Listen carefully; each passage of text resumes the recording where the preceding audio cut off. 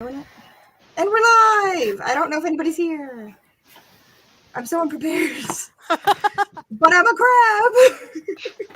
Just a little crab screaming into the void. Yes. Exactly. Just a crab. Yes, hello if anybody's here. If not, hello to our dear, dear void. We love you. The void is sometimes my only friend. You know, I gotta treat it nicely. Same. Ugh. So how is everybody doing today? Alive.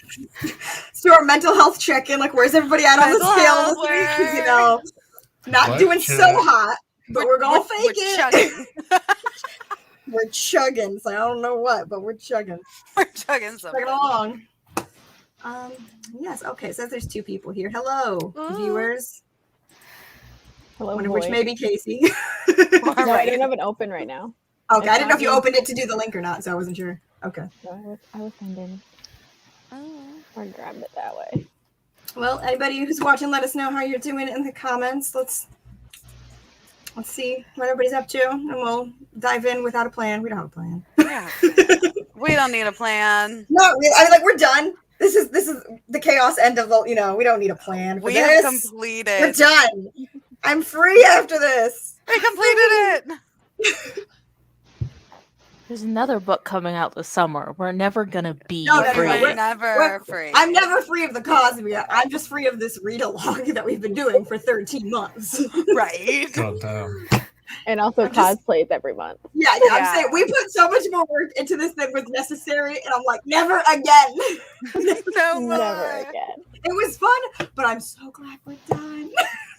But we're done. And So glad we're done. And But then, yes, no, we'll probably come up with some like fun shit to do around. Hi, Josh.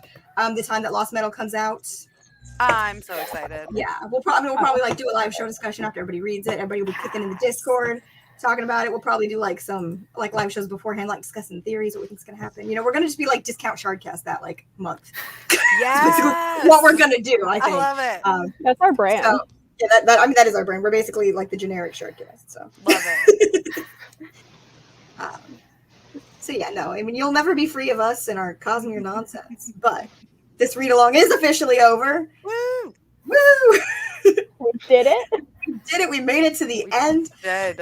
Casey and I were talking about this the other day because we've seen on BookTube over the past like couple of years, like so many different people have tried to run full Cosmere read-alongs where you're reading the whole Cosmere, and every single one I've seen crashed somewhere around like the third month, and they just didn't finish it. And I'm like, we did the whole thing. We did the whole. Like that's something to be proud of. Because there were times when we could have just crashed and burned. I can tell you, right? We was ready to crash and burn throughout the year, but we didn't. We made it to the end. So I'm proud of us. I'm proud of all of you. We did it. Yay! A full year plus 1 month of reading the Cosmere. Yeah. There is one stat I want to share with you, which Katrina and I talked about sharing with. So I did two totals. One is the total page count of the Cosmere with White Sands, and then one is without White Sands because I know a lot of people didn't read it. Yeah. But the total Read with White one. Sands. Oh no. Oh god.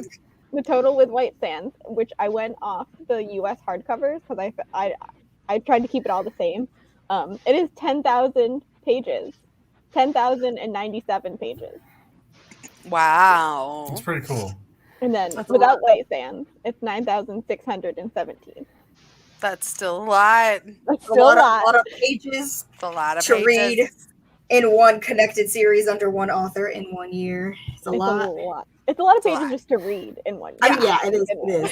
Not gonna That lie, includes- my Goodreads goal of reading 50 books was like a close call, and that's all I got through last year. And more than half of that was the Cosmere, which was all rereads. So That's like just hoping to with do better Sanderson. this year.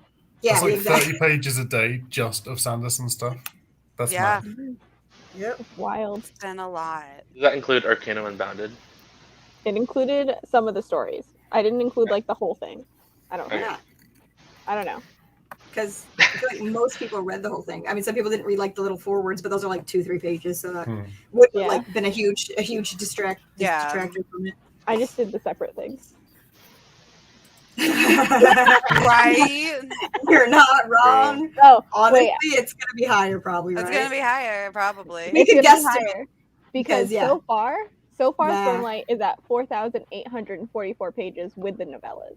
So Yeah. Yeah. Yup. it's That's gonna a be a lot. thing. Oh man. So much Cosmere. So much. It feels good to be done, though. Well, It- done-ish. D- Done done- for now. done- Caught up. Done for now. Done for now. We're caught up. That's good. That's a nice Listen, feeling. Casey and I set out to make new Cosmere fans so we could talk about our favorite series for a whole fucking year. And look at this, we did it. Got all you here. We did it. You did it. I think we made some new Cosmere fans and we made new friends. So you know what? A Yeah. success. It was a success. We adopted a lot of crabs in the We process. did adopt a lot of crabs. Many crab children in the Discord. Yes. It's easy to see with this series how it is like some people's entire life Yeah. just revolves around Cosmere stuff. Like, it's such an easy thing to get obsessed with. Oh, yeah. Because there's so much happening and it's There's- so long. They're so and also the fact that like Sanderson, like the way he writes, like he's so consistent. So it's not like you've read like 2 books in a series. Well, for some of his series, you have read like 1 or 2 books in a series, and you're still waiting. But I'm not talking about that. In general, he's consistently putting out stuff. So it's like you constantly have more content in the wider Cosmere coming out to like keep up with. It's not like you read 1 book and then you're like, all right, I'm super into this. I want to know what's gonna happen next. I want to get obsessed with it. But then it's like you're waiting 6 years and nothing's happened. So that does help, I think. Keeping people as invested As as they invested. yeah. We make that joke way too often. We do. We make it a lot. Yeah, we do. But yeah. The hood's coming off. Because he's like, I crabbed for like 5 minutes. I'm done. Yeah. I couldn't. Oh, my hair's Well, I did my hair all nice and pretty, so I You want did. You that. curled your hair. It I does look did pretty. weird rainbow makeup on my eyes. It looks I so like good. On my nails. I'm a fancy bitch. So I put my hair in a bun. Hell yeah. listen, I'm gonna crab onesie. I didn't try that hard. Right. Listen, I got out of bed today. I'm proud of myself. Right? That's literally that's all you gotta do. That's it. The That's the whole reason- thing. The reason my hair is curled is because I didn't shower. Oh. I mean, Proud of you. Oh, same here. Yeah. Exactly. So it looks better. Now it looks like I did something. there you go. Exactly. You look very put together. You do. It's I'm not. solid. I just want to show off this one thing I made. Yes. I what made a is this? fan read headband because my Ooh, okay. original cosplay plan didn't work out. So we Mhm. have this Keeper Ruby on one side and this little like doll of the Steven Universe Ruby on the other. That's They're communicating. Oh my god. That is the cutest thing I've ever seen. I love it so I love much. it. That's great. That's really great.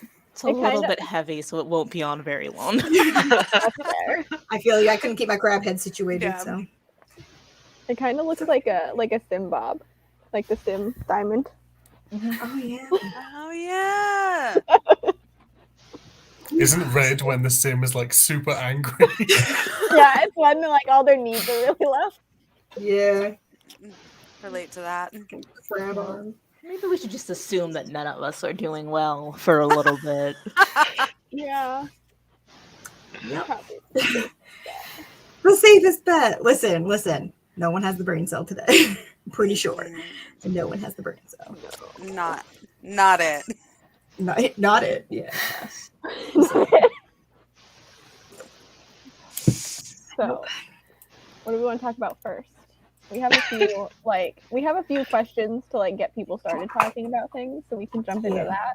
Or if anyone has anything they want to just go off on, you Go go right ahead. off.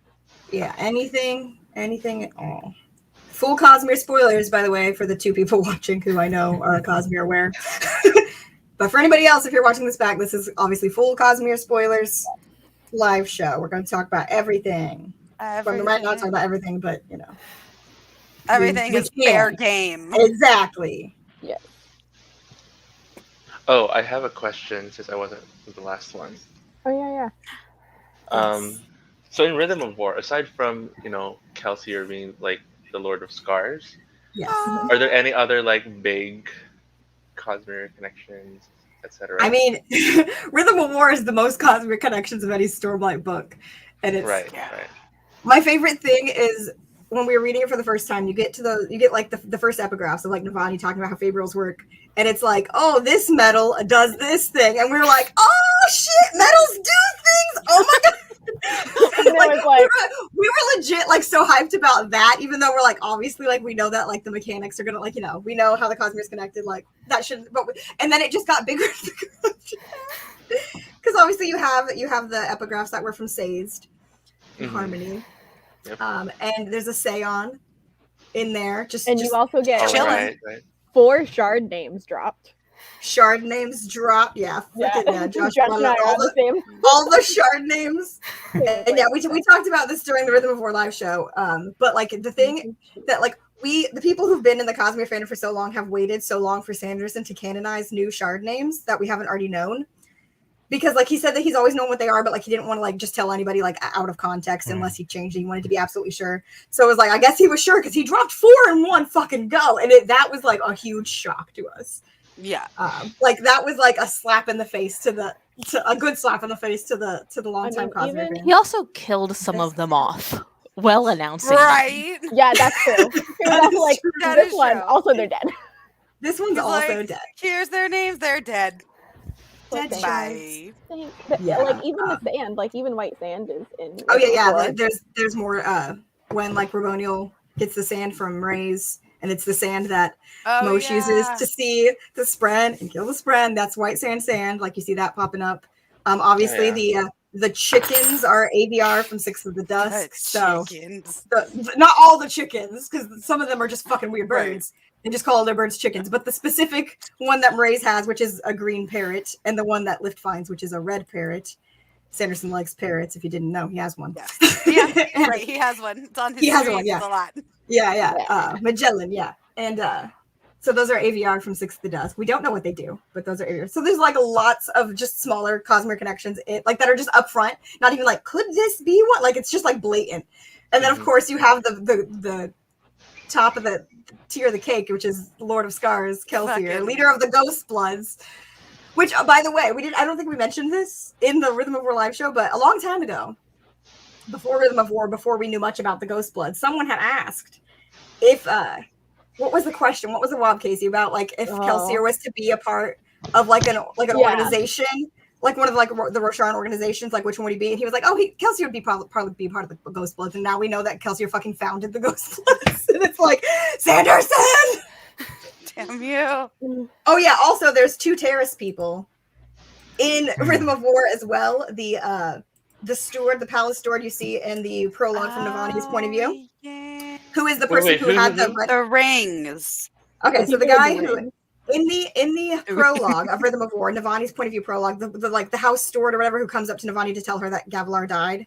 That guy. He's not that sus in the prologue, but then you see him again, you find out that this is the guy that was the one with the red chicken that Lift finds, and he's dead. And you know, like she points out that like he clearly had rings on his fingers that were taken off. Anybody wearing rings is suspicious, all right? It's like, I know you're a fearochemist, okay? You wear fancy jewelry. I'm gonna think you're suspicious. There's also don't be suspicious. The person, the other like palace person that was with Gavilar for some of the expeditions. Accendowith in the flashbacks. Yeah, she talks to Venli, and she's the one who gives Venli the gem that had Ulam in it, the one that starts all of the shit. That's because she, first of all, she's speaking the language that no one knows, like perfectly, and Venli's like, that's fucking weird. How do you know our language? And she's like, I know lots of things. She was a fearochemist. So there's 2 Terrace people also just lurking around in Rhythm of War. So it's like the connections, there's like just so many in Rhythm of War compared to what we've seen before, like the crumbs we've been picking along the way. Yeah. Right. Grabs for grab chat. Thank you. He'd probably take over the Ghost. Okay, that was the phrasing, yeah. And it was like, he's the fucking leader of the Ghost Bloods. Oh, Christ. Kelsey. Yeah. Do we know who the Khandra is already? No, we do not know who the secret Khandra World Hopper is. I love yeah. I just love saying it because Bree just gets so angry. Whenever we're talking about a character in any of the Cosmere, or specifically Stormlight, we're talking about a character, I'm like, Bree. But what if they're the Condra? It's just like, shut up. I'm like, I can't take it anymore. Because anyone could be the Condra. Anyone, Yeah. literally anyone. But I do think that we have a wob from Sanderson saying that the Condra, like we've seen them on page and they have spoken on screen. Like, Didn't So. Sanderson also say she? Didn't Sanderson also say it was a woman? I think he did use a pronoun when he was saying that, but I don't remember if it was a she or he. But yeah, I think there was a pronoun because everybody was like latched onto that. Oh yeah. That's what it was. Yeah, we were, and he's their fucking leader. Thank you, Josh, for coming in with the exact wording for me because my brain not working. Thank you. Also, Found who welcome. has the brain cell. Hey, Josh. Awesome book. Oh, I need to read that. Me, anytime anyone I ever know. mentions a book, I'm like, shit, I need to read that. Right? Let's Same. read them again, guys. I barely read anything last year. Hoping I to thought- read more this year. Listen, I was watching one of Jesse's videos the other day. I was like, I like added half of these to my TBR from watching Jesse's videos, and I've read none of them. I read none of them. Yeah, that's how it works. But the thing Yeah. is, if you watch my TBRs, you know, I probably also read none of them. I love that. Yeah, no, anytime I've ever made a TBR, it's like, I think only one time I made a TBR while having a booktube and did complete it. And it was like the first time. Never happened since. No.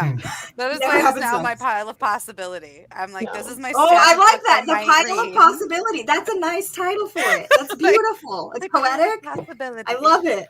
No, I know I'll never. I learned in my book blogger days. I never finish a TBR. No. We did, neither of us do. I did it once. It's never I happened. did in, it like, once. 2013. I've finished them before, but most of the time it's like I read half. I get Yeah. very ambitious and then I only do half. You at least start. Like, you don't just say, I'm going to do this, and then, Oh, like, no. don't. Yeah. You acknowledge the TBR that you set yourself. You dive in. You just don't get through them. I just don't get through them. No, I give myself homework, and then I'm like, ugh, I hate homework, and then I read something Right? else. Right? It's because it's like you're putting yourself these confines, like, okay, now I have to read this and this and Yeah. this and this amount of time. And it's just like, it feels so constraining. So it's like, if I don't make it an official TBR, but I go ahead and pick out the books, maybe I can do, you know what I mean? Like, gotta trick Yeah. myself. That's what I do. Yeah. Like, here's my stack I'm choosing from this month. Like, Yes. and then sometimes I'll just go to the shelf and grab another random one that was never on that pile. Yeah. So I'm like, oh, pretty colors. Honestly, that's how it's how you gotta do it sometimes. So you end up at the bookstore, then you buy some stuff, and then shit I love happens. bookstores. We went to a grocery store today, and they have like a little book section. Yeah. It was like my first time going to the grocery store in like years. I always get it like delivered. I'm like, oh, I have to Yeah. actually go. So we actually went, and my daughter found like the one middle grade book they had, and was like, "Can I get Oh. this?" And I'm like, "I can't say no. Yeah. You're like, it's a book. I have I to get can't it. say no." That was So also my cute. mom's view when I was a kid. If I asked for a book, she would just get it for me because, like, Yeah, you can't say no. Like, they're gonna can't read say it. no. And it's like, it's a book. It's like if the kid's asking for like, you know, like this like $50 random toy on the shelf that you're like, are you even gonna play with that? But it's like Right. a book. You're like, well, a book feels like is a better investment It's a great and cheaper. Yeah. See, my parents just said, well, we'll go to the library next week. And sometimes we did. Right. I love that. Ugh, Every once in a while. my crab legs keep getting stuck in my chair arm. Okay. No. Yeah. I keep Legs. playing with my crab hands. There they are. It's fun being a crab. It's fun. being It's a crab. warm. I will say it's a little warm. I think you're talking about Iron Widow still. Oh, I yes, still yes, need to yes. read that. I have that. I need to read so many things. I I know. need to read something. My brain is like not. Like anything, yeah. It's been a bad week, so my brain has been like When, not. when Casey and I have to like force ourselves to sit down and read Stormlight books, you know, our favorite things to read, and we Ever, like yeah. force ourselves to do it, you know, the reading's not going well in general. Still haven't like recovered from like cramming Row into my brain in time for the live show. Yeah. Yeah, God, same. Now that we don't have to You read did like, it in like a day, Max. I don't even. Yeah, you powered it. through. I'm like so relaxed now. that we Yeah. don't have to read a book a month for Sanderson that's like this fucking big. Right. It's so right. nice to not God. have to do that. It's real. I keep nice, looking yeah. at my book, my like big TBR pile, and I'm like spoiled for choice now. I'm like, wow, I have time to read these things. Right. I know. I've like read so many things since like finishing Rhythm of War. It's like Right. it feels weird like not to have something so sad to like read. Yeah. Right. Yeah. I'm excited by the freedom. The freedom. Freedom. And the thing is, like, usually I can read like Sanderson books and Stormlight books like really fast, but when it's like for this thing that I need this deadline, I have to do all this stuff for, Yeah. and also like the mental health is real bad. It was like such a chore. yeah. So hopefully, next year when I have to reread all of Stormlight because Stormlight 5 won't be coming out, hopefully Woo! it'll That's be a next year chiller already? time. This is gonna be Yeah, like Crabalong this 2. year is lost. Yeah, we're gonna Yeah, have like our Crabalong 2. reunion. A Crabalong 2. reunion tour. Electric Boogaloo. We have to make the joke. We have to. I'm down. We do. We'll definitely have crab reunions. For crabby. And of course, like I'm not if anybody's gonna wondering, reread a Sanderson book for like 10 years now. I'm just gonna like leave it.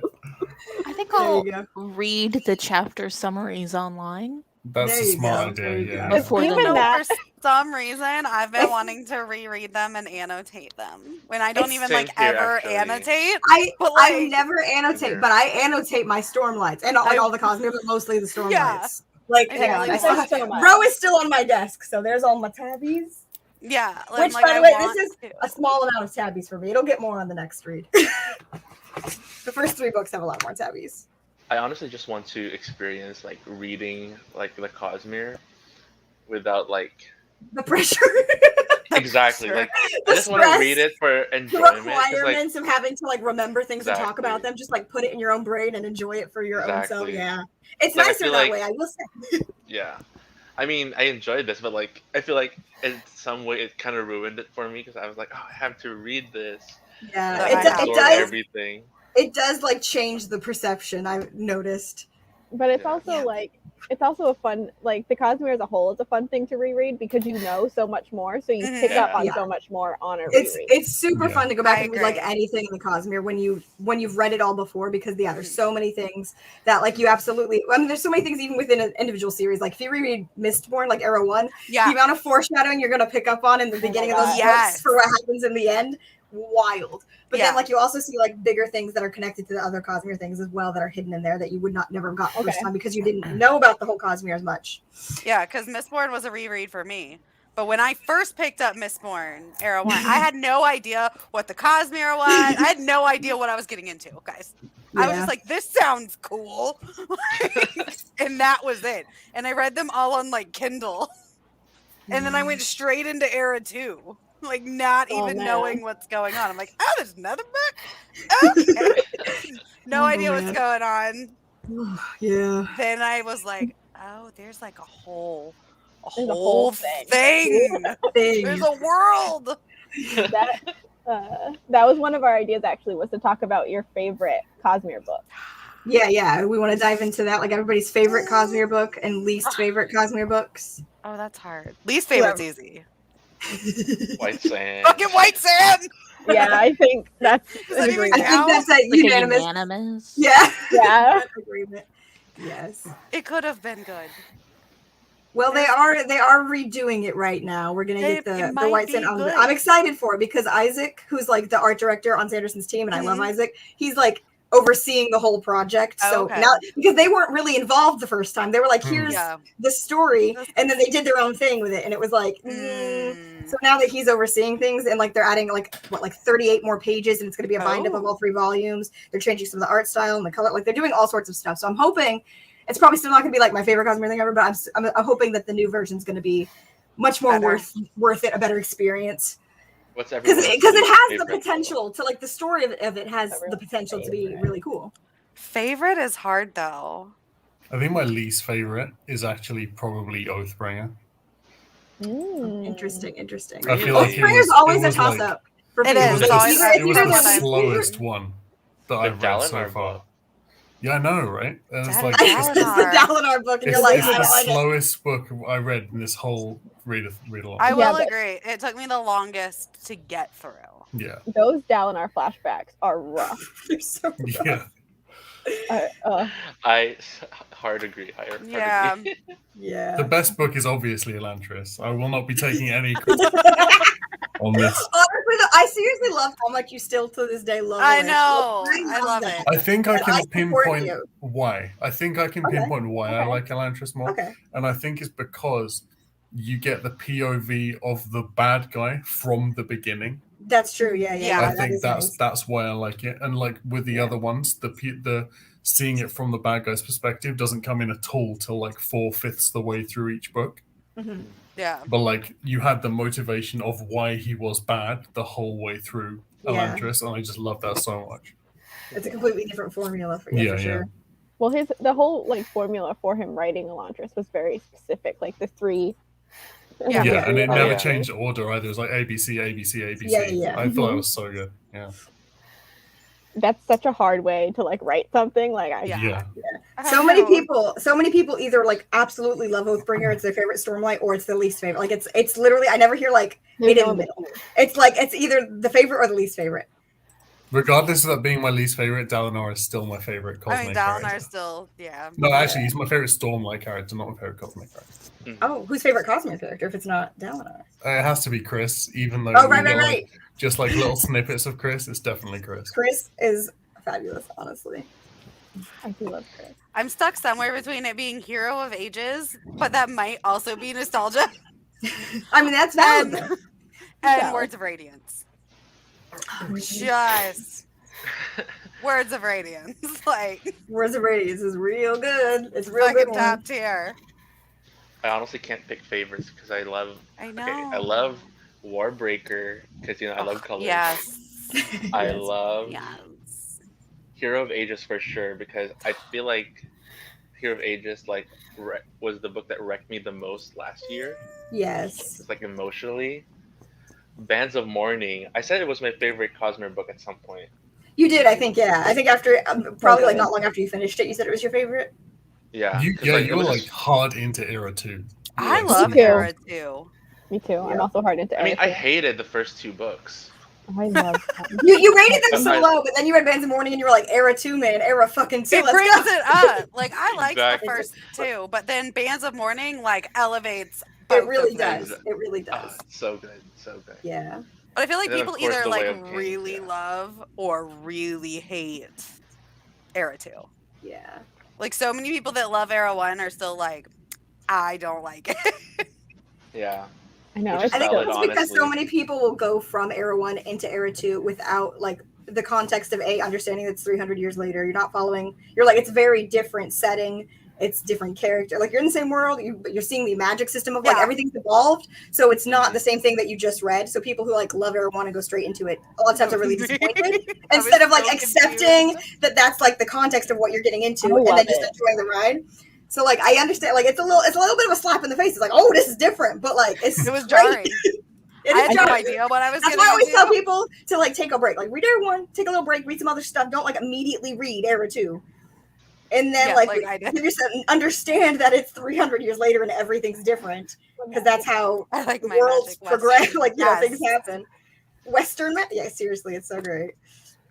I jumped right into Era. Yeah. Yes, Larimar. good. Yes, honestly. Listen, I'm pretty sure my favorite character will forever be Kelsier. I do love Kelsier. Kaladin, it's Kaladin. For Kaladin. me. Kaladin and Vin are I'm- like tied for me. Actually. I'm with Brie on Kaladin. Like, Oh, yeah. I think Bliss Kaladin is is my favorite fictional Yeah. character of all time that I've Yeah. ever encountered. And I do in quite any enjoy- fictional. Yeah. Says. I love Says. I Honestly, just love him. No one talks about him. I'm gonna say that I still love Parlin very much. I love how much you get attached to like those little characters who don't. Listen, it's just like Remember- it's so sweet. I remember when you were obsessed with Sen. I do recall. Is that what you're gonna Yes. say? You're like Sen mattered, and I'm like Sen died on page 1. Well, fake page 1, 3 times in. Right? the fake out third prologue. Yeah, And then the Xanthan, of course, is up there. Xanthan, the true hero of the saga. Oh, and True the hero. Stars friend. The Stars The friend. Stars friend is The Star's Star's friend friend. is so good. Yeah. Honestly, though, yeah, I expect you to continue with your like picking out like the weirdest like little side characters throughout the Cosmere and just shouting and be like, "This is my new favorite Cosmere character," and it's like someone we see for 2 seconds and never again. I want you to continue this because it brings me joy. Aw. But Lift is also finding them. top tier. Yeah, Katrina said Lift. Lift is top tier. Like, maybe it's because I'm a No. parent. Maybe it's because I'm a mom, and she is like, I just want to mother her. Like, Oh, I love that feral I- child so much. just love her. Her stubborn attitude reminds me of my child, though. It's like you're never gonna tell her anything. Right. You She just also learn that shit the hard way. She just feels like a kid too, and I feel like a lot of child characters do not feel like Agreed. kids, Yeah, and yeah. she feels like a kid. I think Yeah, that's one of the well. reasons, because I was talking to Casey about this the other day about how like I don't think I'm good at writing kids. Like I have like flashback scenes of my characters like when they're younger, and I was like, I don't know how to do this. And I think it's because like most of the time when I'm reading kid characters, like they don't feel as like authentic as they should. And yet I don't read a ton of stuff with kids in it, but like every time I do, I feel like they feel too old and like too put together for being a child. Not that some children aren't like that, but like I feel like there should be more variety, and I don't read enough of it to be able to take away from it and put it in my writing. I think That makes sense. yeah. Yeah. I think when you're writing kids, you have to find the balance because it's really easy to underestimate how actually intelligent children are, and then also you can't make them an adult. Their brain is not the same as a grown-up brain, so it's really hard to get the balance. Exactly. Like you need to like be able to understand like how intelligent and like how quick kids can pick up on things that you don't expect them to. Kids are sneaky smart. But you also have to realize like you don't it's have to still tell a me that. child who's still gonna have like children. That's why I love Lift so much. Because she is like pure chaos, but to her, everything she does seems perfectly rational. Makes exactly the right amount of sense given the information she has. Yep. And as an adult, I want to take her, put her in a little blanket, put this little burrito, and just maybe leave some cookies out. And if she wants them, she can take them. But they're not for her. That's like the polarization of Lift. You either want to wrap her in a blanket, give her some cookies, or like wrap her in a blanket and just beat it against the wall. That's me. But sometimes you just want to do both when you. Sometimes both Which is is why the answer. she's a very good depiction of a child, I think, because sometimes you want to do both. You either want to mother Lift or smother Lift. I'm in the latter. But I mean, that's just the life of being a mom. Let's be real. I got 2 of them. Sometimes I don't know if I want to hide in a closet and scream, or It's if I like my kids. being a parent. I'm always 5 seconds away from going to prison. I'm not gonna. Max is like, yeah. Not arguing with that. Not at all. See, this is why I have nieces and nephews though. Because I get to be like, don't go to jail. I'll just take them for like an hour. Yeah. And you do you. That's the best. What was Katrina? I don't think you said your favorite or least favorite book. If you had it. My least favorite is White Sand, obviously. That's true. We're all agreed there. I think my favorite is probably Warbreaker because I'm very I visualize everything I read. Good choice. And it's just so nice. It is such a visually beautiful piece of text. It is. It is. It's also the easiest to read, I think. Oh yeah, for sure. Yeah, it's very quick. Yeah. It's quick. It's It's easy to understand and pick up on what's going on. It's not. Exactly. It's not vague or confusing with the magic system. Right. That's probably the one that feels most like standard fantasy novel. Yeah, I feel like it's supposed to almost. I feel like that's Okay, Josh wants to know least favorite of books that count. So I assume he means not White Sand. Not White Sand. That is a graphic novel, to be fair. So if you want to list your least favorite books, one step ahead of White Sand, what's the one right above White Sand for you? Probably Alloy. Okay, that checks out. I wasn't a huge fan of Alloy. The I loved first Alloy. Mistborn. Final Empire. Yeah, the Final Empire, definitely least favorite. I'm going Elantris. Yeah, probably Elantris. Elantris. Again, I'm not saying when I say Elantris, But I'm like, it's so hard. the thing is, like, my scale is like still all up here in the 5 stars. You know what I mean? It's like Elagris is just at the end of the scale. It's still like I still rate that shit like 5 stars. I still love it, but it's just my least favorite. It's still on the top shelf. Yeah, I think same. It's I think mine's probably also Oathbringer, because like Oh, really? I just like it would be Elantris, but I love the writing of it is so interesting to me. Yes. Like it's a struggle to get through. It was a struggle to get through for me, but I just loved I just respect the writing so much. So if I have to pick one, it's probably Oathbringer. But I still loved that book. yeah. If I have to pick a least favorite, besides Did you pick your favorite, Casey? No, I don't know. Who's your favorite child? I really want to say Rhythm of War, but I had to drag myself through it so much this time. Yeah. That like I feel like that tainted it for me a little bit. So probably something in Era 2. Probably bands then. Probably bands, but Or like I Shadows. was one of I was one of the few people that really loved Alloy and Shadows. Love both. Well, of I them. love it too. I'm but I right also there with you, understand Casey. when people have problems with Alloy because it wasn't meant to be its own book. It was meant to be like a side of Alloy. And then he didn't know, like he went back and changed it. So there's pacing issues in it. Like I understand when people are like, yeah, it's not as good because it's not. The structure of it isn't quite right. And then you get into book 2 and it picks back up and you see the structure reform. I think I've reread Era 2 the most. So I feel like you have. Yeah, you've read it more than me. So picking it as my favorite makes sense. Yeah, for me, it's Way of Kings. Rhythm of War might, out of Stormlight itself, could be the top one. Before Rhythm of War came out, it was Words of Radiance is probably my favorite of like actual plots and stuff that happens. But Way of Kings is like the one, you know, it's the one. Yeah. It's the first one I found. It's the book that like saved me. So it's like it's always going to be Way of Kings, man. Read that shit 15 times in 7 years. Like clearly, there's no real debate there. Yeah. What's everyone's favorite like magic system? I'm curious. Or setting, whatever. I really like Warbreaker's magic system because I'm like a sucker for golems. So anything, even when there are like a hint at golems, I'm like, hell yeah, let's go. The golem adjacent. Right. I don't know. I love Warbreakers. Mm-hmm. But like I'm a sucker for anything that allows you to fly. So like Yeah.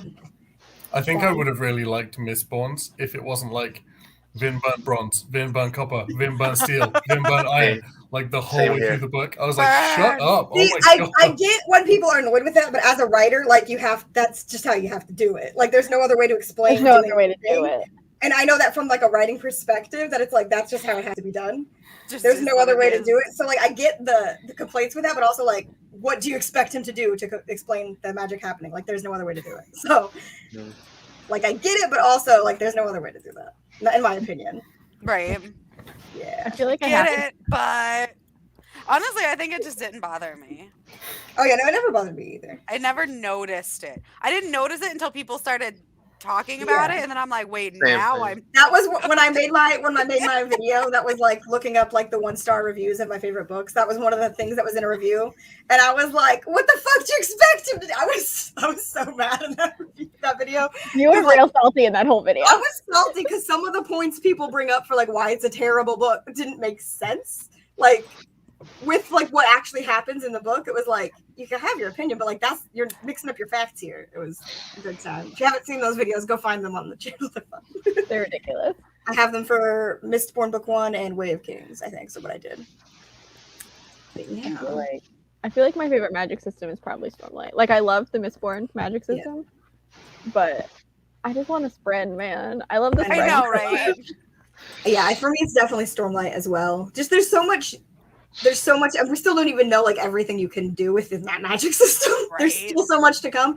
Yeah, but the fact that it's like there's the different orders and like each order has 2 different surges, and there's like just so many different varieties within the magic system itself. Oh. And then like there's just And so you much get cool a shit. friend. And then you get a little buddy. new And like friend. I'm a sucker for little like companions in stories, you know what I mean? Like I want to bond something. Let's be buds. I want a friend. So an animal companion. But you don't get to pick your friend. that's true. But you know what? I feel like it always ends up being a pretty dang good match from what I've seen on the page.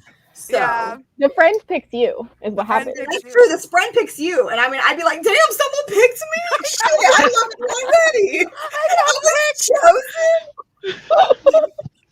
Like legit. Like that just makes me worried that no one will pick me. Everyone has Yeah, a like- friend but you.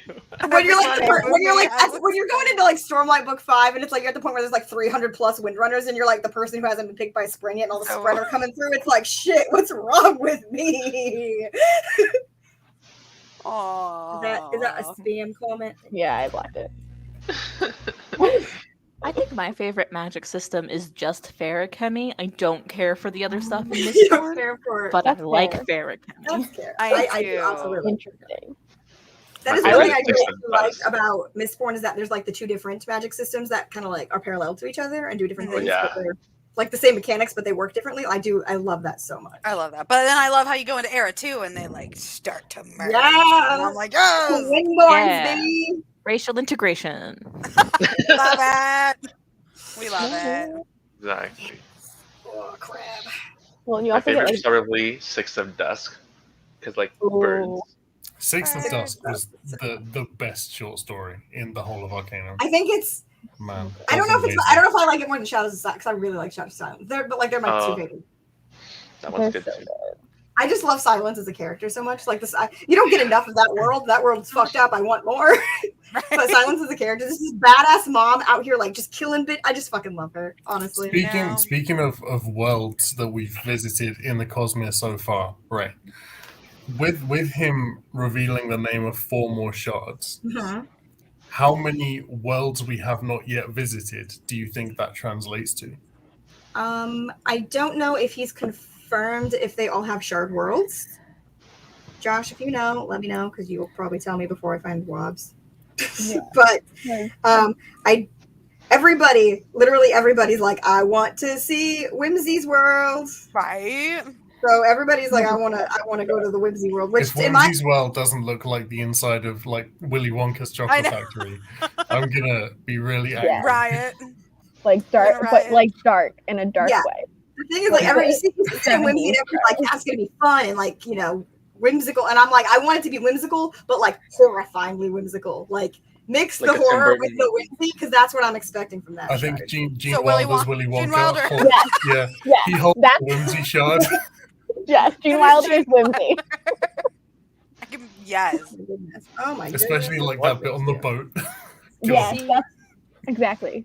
I'm picturing Whimsy as like a kindergartner. No way. Whimsy's No. a scary old man. Yeah. Unless he passed it on to a child in a contest. Maybe. But he eats children.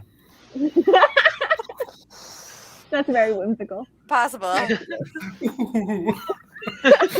Oh no! Listen, if you've seen the Gene Wilder, you know that's the vibe. So The vibes. yeah, but for the world, I think they weren't supposed to settle. Like 2 of the shards were not supposed to settle in the same place, and obviously they did great at that. They definitely stuck to that. The Yeah, original definitely. deal was that they were all supposed to like go their separate ways and not. And then of course we see that none of them listened to basically. Well, presumably, as far as we know, Endowment did. Endowment is the shard on Nalthus for Warbreaker. She seems to be doing her own thing all by herself, so I'm Chilling. proud of that bitch. But She's like got no one fucking else. like Hawaii planet going on. I mean, like she's just living her best life. We went Elantris? There were they're dead. They're dead. Right. I remember. Dominion and Devotion, right? It was Dominion and Devotion? Yeah. Bro Minion and Promotion. Dominion and Bro Devotion. Onion! Yeah, those 2 were the ones for Cell, and they are dead. And that's why their like power got splintered in like the cognitive realm on Cell, and so that's why everything's all fucked over there. We don't really know much more than that, but it's just fucked. And then of course we know that Ruin and Prezi went and did their own thing together, and that worked out great for them. That worked out great. Fantastic. Great job. They did a great job. But it's okay because Sazed is Harmony now, and so that's fine. And then I have a question. So Okay. there was this whole thing about like 16 being a like magical number because that's how many people win. But now that the powers are coalescing again, is it less magical? the Is number? 15 the magical number now? I think it's still 16, just because. I mean, it would be less than 15 because Right, it's like At least 12. 3 of them are dead. Yeah, I don't think that changes that. I think it. Yeah, I think Because like they're there's still 16. Like the power of the shards, there's still 16. Like it was still split into 16. Because like even though Sazed is one person, he's still holding those 2 powers. Those 2 powers that died on Cell, like that power is still just a hot fucking mess in the cognitive over there because it's splintered. So like I think that Lift also the brought fact me- this is what I picture Lift looking like every time I I like that. just so y'all know. Your kid has a cool shirt. Please let them know. yeah, he has a Said weird your kite shirt's magic cool. system. I'm And so that everybody- psyched for Kite And her Magic. mood ring. Everybody her thinks that mood that could ring. be Whimsy's Like- world, but we don't know. But we know that the kite magic Thank you. system is supposed to be a Cosmere magic system, so that everybody's Yeah. like, "Oh, that's gotta be Whimsy," which I mean, he hasn't talked much about the kite magic system. We've just been hearing about it for a long time. With just hyped with about the it. shards being dead, with some of the shards being dead, are they gone or are they dead? Okay, vessels dead as shit. Power not dead as shit. as So you it's see, just as you floating saw, around. as you Yeah. saw in Rhythm of War, when good old Mr. T. Teravangian kills Odium, he doesn't kill Odium, he kills Ray's, the vessel, and then he becomes Odium. He takes up the power. Fucking Toadium. Real Todium. It's really Fucking hard Toadium. to destroy the power. I don't know. If they're just That we floating know around that in space, that's going to be like Era 4 Mistborn, right? They're going to find the dead shards in space. Shots in space. Probably. That's the name of it. I don't want to think about Era 4 of Mr. Bourne right now. Oh my god. I want Shards in Space to be the name of at least a short story. Okay? Someone's fanfic, I don't care. That's gonna be the parody movie. Like after there's Cosmere movies, there's gonna be a parody movie called Shards in Space. kind of like Spaceballs. Yeah, exactly. I'm here for it. Yes. That's what I'm thinking of. Thinking Yes. Spaceballs, and I love Yes. that. But yeah, like we know that the But yeah, power doesn't die, but we don't know what that means, and We if don't- someone can then Yeah. pick up a power that is splintered, because like the power we don't even know. been splintered, but that hasn't been like explained. Like not well, We not just deep enough. don't know. One day we'll know. We're just Maybe. Shards in Space. I can't wait for the Cosmere to be sci-fi. I Me know. neither. I'm so It's It's gonna coming happen. sooner than you think. Okay. excited. So the Mistborn Era 4 is Skyward. I don't agree. I know people are like, no, Skyward's definitely part of the Cosmere, but Skyward like literally mentions Earth. Like Earth is Yeah. in that, and that's not part of the Like it's not related. Wasn't it originally going He- like he thought planned about it. to be? No, Arithmetus was. Rhythmatus was the one that he originally Yeah. was going to put in the Cosmere and then took it back out. But he Rhythmatus thought is about it amazing. he thought about it when he was first like outlining Skyward, but then he just realized there was too much he wanted to do that Okay. related too much to like literal Earth and like real Yeah. like life shit that he was like, I can't put it in the Cosmere. But people That's keep the being same like, as he it's did. totally a secret and it's totally in the Cosmere, and I'm like, I think if it was, he would just fucking tell us. Like, what I would be think he would the point? just tell us. I don't think he's very secretive. Yeah, And also, I don't think it would be related to Mistborn Era 4 because I think I have some ideas where Mistborn Era 4 is going, and I don't think it's that. I do think there's going to be some nice space travel in Mistborn Era 4, but that's about the only connection. he Well, can't wait. here's for the it. thing. Like, I want to be like 100% confident about that, but also, Toby and Andrew used to be not in the SCU, so That's I mean, anything can that's a happen. completely different. Yeah, but that's a cash grab. I don't know if you Yeah. Yeah, do not believe anything Marvel tells you. right. literally. Our Marvel rep is not here to yell at me, so I can trash talk Marvel all I want. No, Haley. But what if Haley watches it back? She's never. She's never probably- heard it that way. She's even if she does, I don't think she'll come back in 5 years and watch this live show. I mean, she knows my.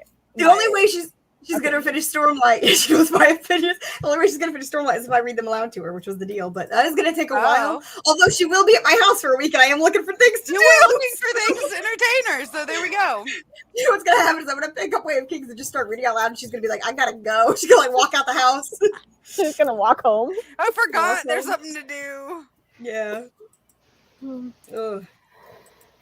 Ooh, what's everyone's like most anticipated? Just one most anticipated like book in the Cosmere, Like most anticipated sequel. yeah. I want the Starlight Sixth of Dusk novel. Yeah. Stormlight that's- isn't Oh. 10. Did you? I want Stormlight 10. Oh yeah, I mean, I want them. Also, also Dragonsteel, the Hoyd books I that want we're gonna get at the Dragonsteel. very fucking end. Yeah. That's what I was Yeah. gonna say. I just We're want so far an away. ending. Yeah. That's Dragonsteel for you. Technically, Dragonsteel is not an ending; it's a prequel, but it's the ending, the last thing we're getting in the Cosmere. Supposedly. Whatever book series he wants to finish next, I'll take it. That's what I'm looking for. I mean, Well, we're Black about and to White finish, Metal. Eric. Ooh. Guys, Nightblood. Yeah, Nightblood, the Warbreaker sequel. Real Yes. looking forward to Same that. here, Angeli. Same. I'm looking Too. forward to Elantris too. Yeah. Same Yeah. here. We know both of those are like down the line. We don't have projected dates At for those. some point. We do know right now we're getting Lost Metal this year. We're presumably getting Stormlight 5 next year. It could roll into the year after that if it's not done by the fall. But it's Sanderson. I assume he's He gonna get it started done. it. But if he doesn't, like, I Done no pressure, tomorrow. buddy. You put the work in. I'll wait. I want it to be good. The way that man works is like, oh wait, I just started it, and 5 minutes, I'm done. Oh right, so I completely forget about Silverlight all the Silverlight. time. Silverlight, yeah, Silverlight is. Oh god. Okay, so have we ever talked about Silverlight? No, I don't think we so. have. Oh my god. Okay, so first of all, Silverlight itself isn't it like a what's it called? Like it's a Is it not a Tinkerbell Cool. fairy? no. It's like in the Okay. cognitive realm. It's like isn't it like an academy or something like in the Not. cognitive realm? It's a city. It's like it's a place in the cognitive realm that Ayatul, the masked bitch who is working with Mraze. If you remember her, who is also of Southern Scadrian Yes. descent. That's where she's from. And Chris went to Silverlight, right? Yeah, We don't know it's a much about city. Silverlight. It has It has University. Universities. God, I never went to college, guys. I don't know what these words are. I'm not a smart person. I was like, is it an academy? It's like the residing place of where like Chris is and Nas. Yeah.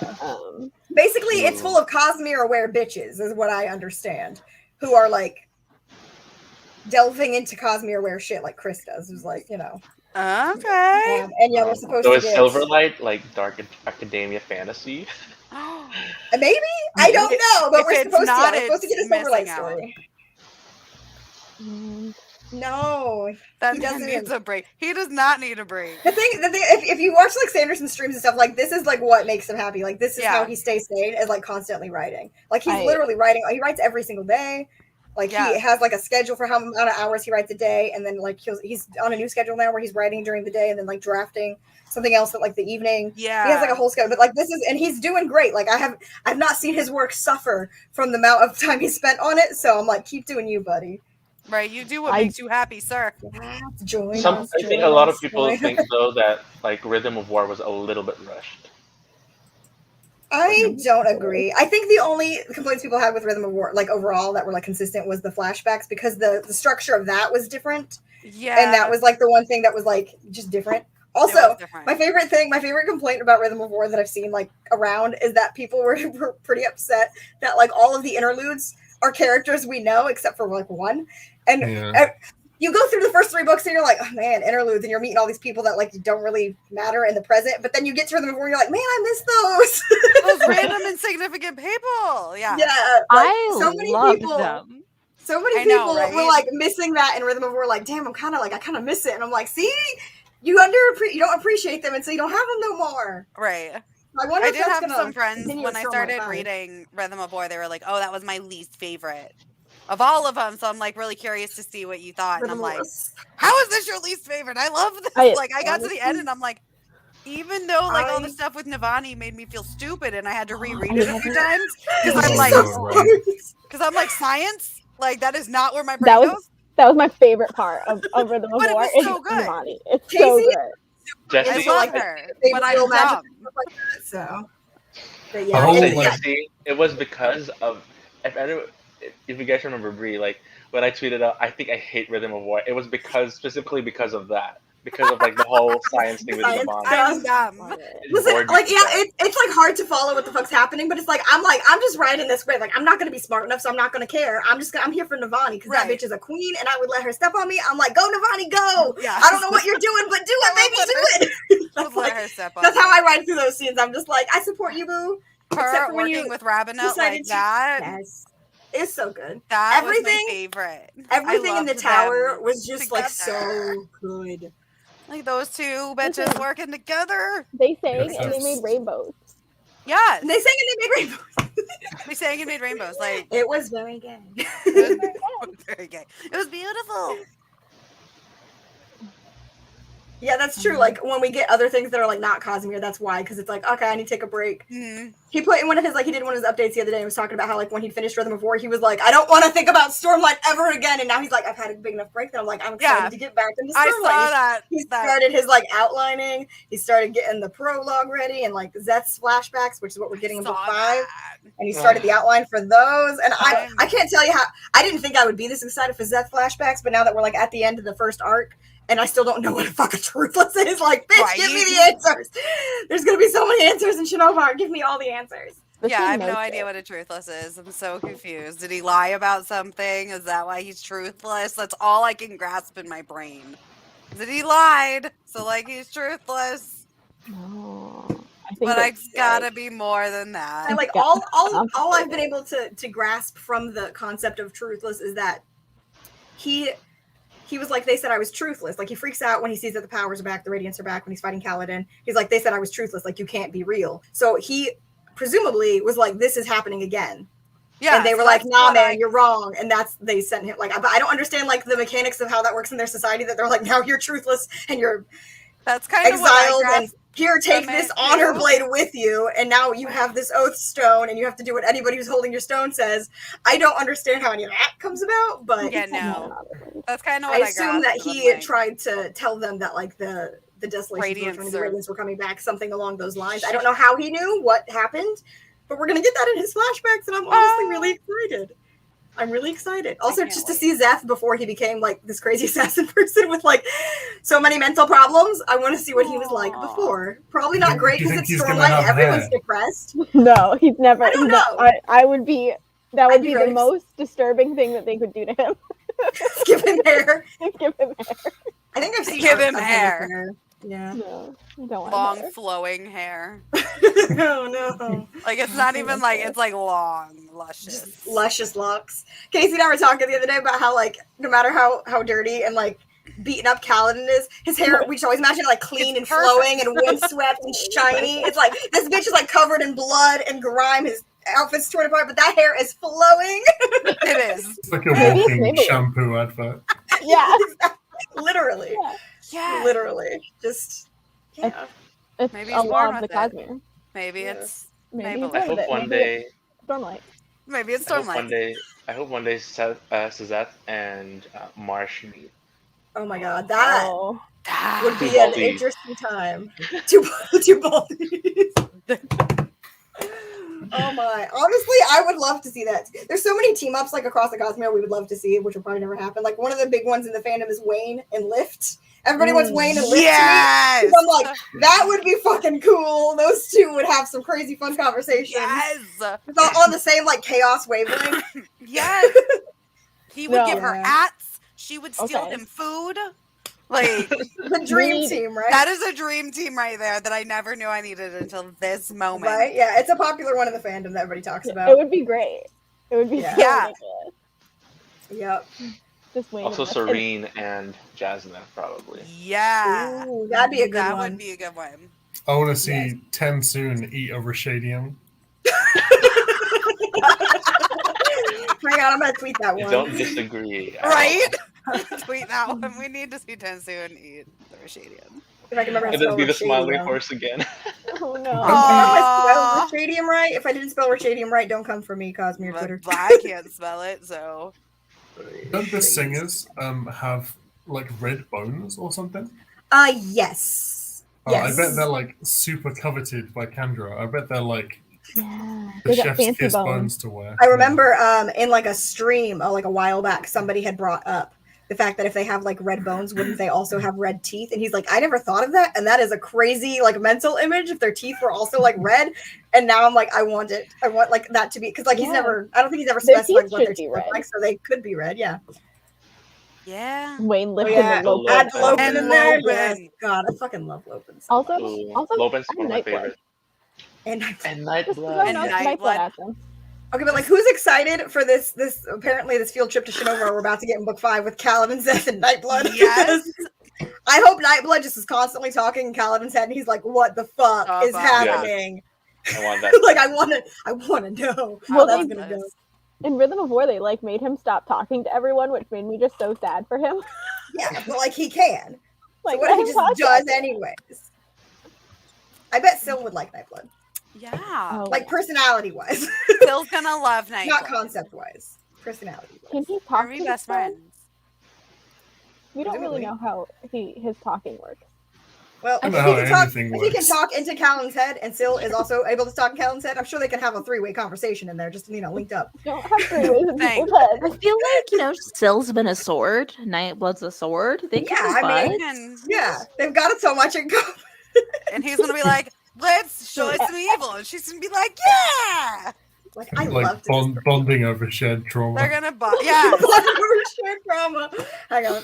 That's how I make all of my friends. I mean, right? Same. Right?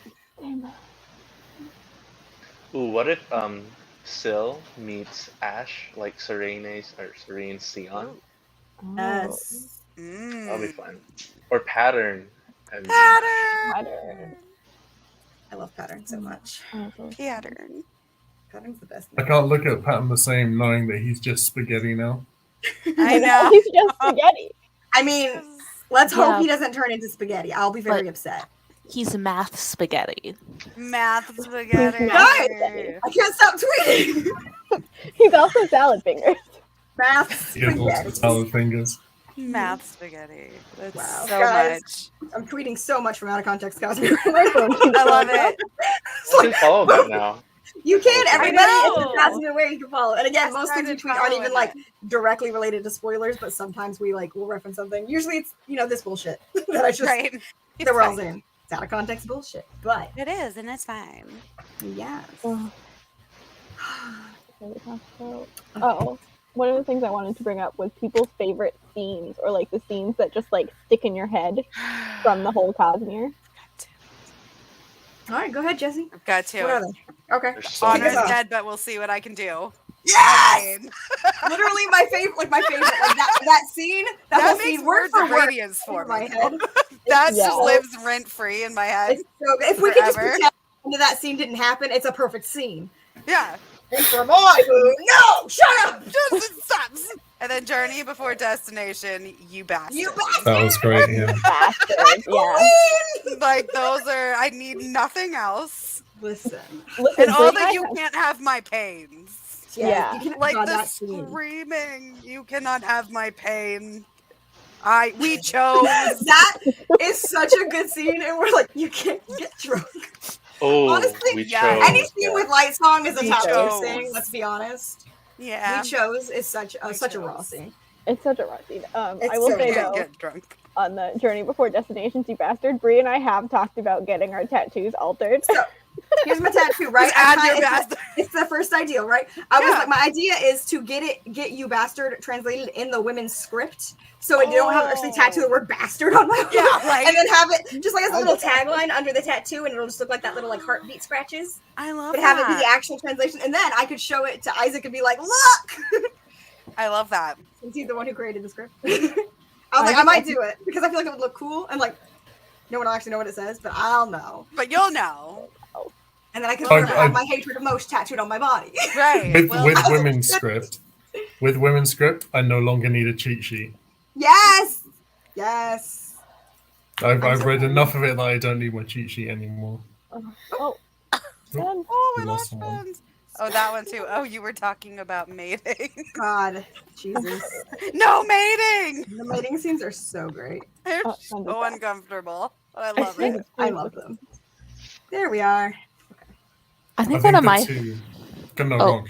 I think one of my favorites is at the end of Hero of Ages when Seiza looks around at everything and just sighs and is so mad. And he just does it anyways. That moment when he's like waiting and he's like, no, Vin's gonna come, and then he sees her dead body and he's like, oh shit, it's me. Oh shit, it's me. God, the end of that I book. think that the two big ones that stick in my head are both from Mistborn as well. Mm-hmm. So like the bit where Vin fucking shanks that woman with the arrow. Yes. Yeah. That was amazing.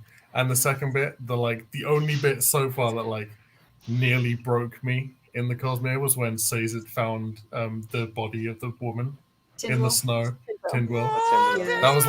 That was the low point in this whole series. That's another interesting thing we could talk about. Like, what's the like character death that hit you the hardest? So we know yours was Tindwell, right? So anybody have another one that was like, it's the one that like you'll never recover from? Fucking Tef. I don't know. There's so many. It's Ellen Venture. It's probably Ellen died, and I was like, No, Ellen. the way that Ellen and Finn die at the end is like, it's sad, but it's like a satisfying ending. It was so like that death doesn't hurt me as much. Like if they died in book 1 and I still had to go on, I'd be upset. But at least it happened at the I was able to. Yeah, they both had like a cathartic ending. But it's promising. It's fucking Teft has got to be the hardest for me.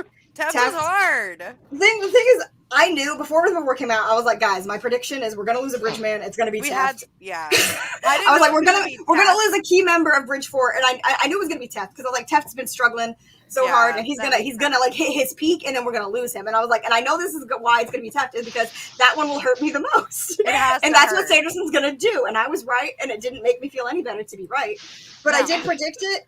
And I'm still not over it because Teft was literally like from the beginning my favorite of Bridge 4. I do love Teft. Yeah, I feel like we're gonna lose a lot more in 5. I don't want to think about what all we're losing in 5. I think we're losing the entire battle in book 5. Is what I think.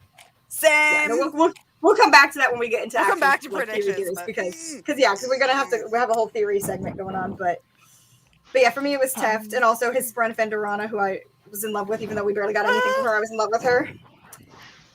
That was hard. She was like a really small old lady, right? Well, she was full size, like most full size. Full size. She did get small. But she did the one time. Yeah, because he's like but like every time, like we only see her from his point of view a few times. But yeah, she prefers to be big, but she appears as like a woman like in her 40s or something. I think is what it's described. She's like an old, like appears as like appears like a young female. She appears as like a more older woman. Which I also loved, but right. And we all know the Gavilar's death. I just love that she chose, the best. What's your favorite death in the series? Wait, hold on. Favorite Katrina death has something to say. Katrina's been waiting. Oh, I think when Wax kills his girlfriend for a second time, that's that's the saddest one. Lessie is hard. Yeah, Lessie's hard. It's not as hard for me as Teft, but it's rough. The saddest bit about that was finding out your girlfriend was a Candra the whole time. Right. I mean, the saddest part about that is that like she could have recovered from that easily, and instead she chooses to die. Yeah, like that's the saddest part about that one. That one's rough. Yeah, it's full of sad. So much about that is like super fucked up. So much about it is fucked up. Ooh, Light Song and Blush Weaver hurt pretty bad too. Oh god, that's hard too. God, the fucking line from like Larimar when he's like, the funny thing is Light Song did that twice. I was like, no. Honestly, one of the funniest scenes in like the entire Cosmere is probably when Larimar was like, "You were an accountant. You were nothing. Like you weren't a detective. You were nothing special. You were a fucking accountant." And he's like, "I just feel like she's up to something." She said, "Do you want me to fill up your cup?" I'm like, "What do you want? What are you getting at?" But yes, I would like you to fill up my lemonade. Thank you. Sweet. One of my other favorite scenes is the Mistborn one, and it's one that some people don't like, and I'm pretty sure some of you guys did not like it. And it's the first scene where Kelsier takes Vin out into the mist and is teaching her the magic system. It's one of my favorite scenes. It's pretty good, yeah. Yeah. I just love the relatable line when he's like, either you jump off the wall or you can go explain to those guards why a Mistborn has to take the stairs. And she's like, well, shit, I'm not going to go. Yeah. That's too much anxiety to talk to people. So I'm going to jump off the wall. I'm like, you know what, girl, me too. Same. Me too. I would also jump off a wall to get out of talking to people. Thank you. Damn. Relatable content. Yeah, no, I love that scene. I love that whole scene. Oh. What were we going to go to next? I know I interrupted. I don't know. We're on like tangent. We started something we kind of tangent. We started something. We talk about favorite deaths and least favorite deaths. Yeah. Oh yeah. Did anybody have a favorite death? Gavilar. Gavilar. I like Straff's death is pretty great. Ooh, yes. Like I'm excited to see Gavilar die again. From his point of view. From his POV. Not his horse's point of view, which was suspected. When my boyfriend read the books for the first time and he was reading, I think it was Words of Radiance, and he was like, oh god, we're watching like Gavilar's death scene again. He's like, I can't wait till we get to like Stormlight 10 and we have to watch it from the point of view of Gavilar's horse. Just like making the joke about how we'd have to watch it over and over again, but this should be the final one, and we'll have a new fucking thing to watch every time in the back half. Which I am scared of what that I'm scared. I'm so scared, Jesse. I'm so fucking scared. Yes, the hotel scene is so good. That was the whole hotel scene. Like the whole time they're in the hotel is great. Is that the one where Steris like throws up like all over the place? Yes. No, that's after. That's when they're at the party. It's still at the. It's around the same time in the book, though. Yeah, it's not long. It's around the same time, but yeah, like the whole thing when they're in the scene and they're like around doing stuff, and the woman's like trying to be like, "Please don't break the window. Please don't do that." And Steris is like listing things. Doesn't Wax say something like, "Oh, do these like open from like the inside or the outside?" And then the woman's like, "No," and he's like, "Oh, they do now. They do now." She's like, "They don't open at all." And then like Milan's like, "Yeah, don't break my bones." Like a bag of bones. And she's like, "Be careful with your bones. Be careful." There's so much like weird shit being said, and that poor like woman is like, "What's happening? I don't get paid enough for this bullshit." I don't get paid and I'm like, you know what? I relate to that bitch too. It's so good. Oh, I also do not get paid for another way too much bullshit at my job. Very sad death. It's Sureblood's death, which always just hits me. Sureblood, Adolan's horse. Yeah, honestly, it's upsetting. It really hurts because I don't like animal death in books, anyways. But like, what about the horse that like, Vin just cuts in half? I didn't know that horse. I didn't know that horse. Sureblood was my friend. Sureblood was my friend. Yeah, no, honestly, I do. Tian's hard. Tian's hard. Tiana's hard. Oh yeah. There's, I mean, I saw like fan art of that. Oh. Yeah, I don't think any like I will say the characters are not hard. Elokar is one. Elokar was hard because just because of how. But Teft superseded it. Thank you, Rhythm of War. But if we would not have read Rhythm of War, Elokar's just he was so close. He was so close. Yeah. Close. He was glowing.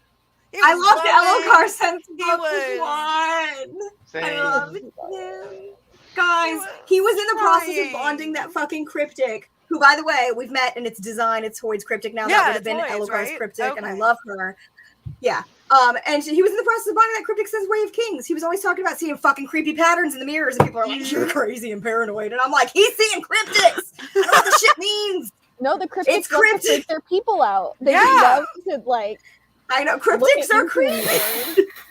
Creepy, sketty people. Like, I still can't get over the scene when, like, Shaylin's, like, seeing them, she's drawing the hallway and, like, seeing them in the pictures, and she's running for her fucking life, and they're just getting closer and closer. I'm like, guys, you're giving this girl a panic attack. Right? Like, what is going on? You want to bother her? Terrify her. She can't fucking take it. I love the fact that, like, she was running for her life, and I bet they were all just walking calmly after her, like, I know, they're like, yeah. You're so with their salad them, fingers. Honestly. Their salad. I love that scene when she's like in Rhythm of War and she's like sketching and they're all like hovering behind her and she's like, "Can I have some space?" And they all take one little step back and then lean back. Yes. And it's like, I fucking love the cryptics, honestly. Like as a whole, seeing some of them, like multiple of them together, way better than seeing a bunch of honor sprint together. Sill's the best, but those guys are bitches. Cryptics are some fun, weird dudes, and I love them. Do we know why the other Spren don't like them? Don't like the cryptics? I think because they lie. They don't like math. I mean, same. Honestly, that's valid. Honestly, that's very valid. I'm bad. I think they're just like weird, and the other stuff we don't like. We're like, I don't know, those guys are too weird for me. We don't know enough about Spren politics. We learned more in Rhythm of War. I wanna. I wonder if there's like a legit reason, or if it's like straight up racism. I mean, yes, probably. I mean, it might be. I still want a whole book that's just Spren politics. Yeah, I found the answer is usually just racism. Yeah, I was about to say it's probably that simple. Racism is the answer. Oh no. Problem, no. Racism is not the answer. It's not the answer that we want. It's not the answer. I'm still stuck on spaghetti math. Yeah, spaghetti math. It won't leave me.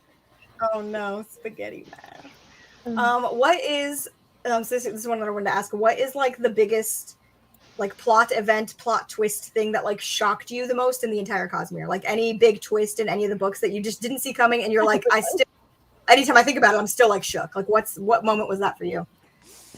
If you have one. Or make one up. Make one up. Well, mine is one that I can think of off the top of my head.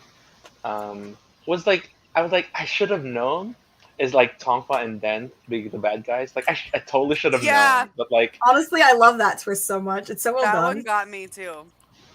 Honestly, like the signs are there, but because it's not like it's subtle, but it's not like obvious.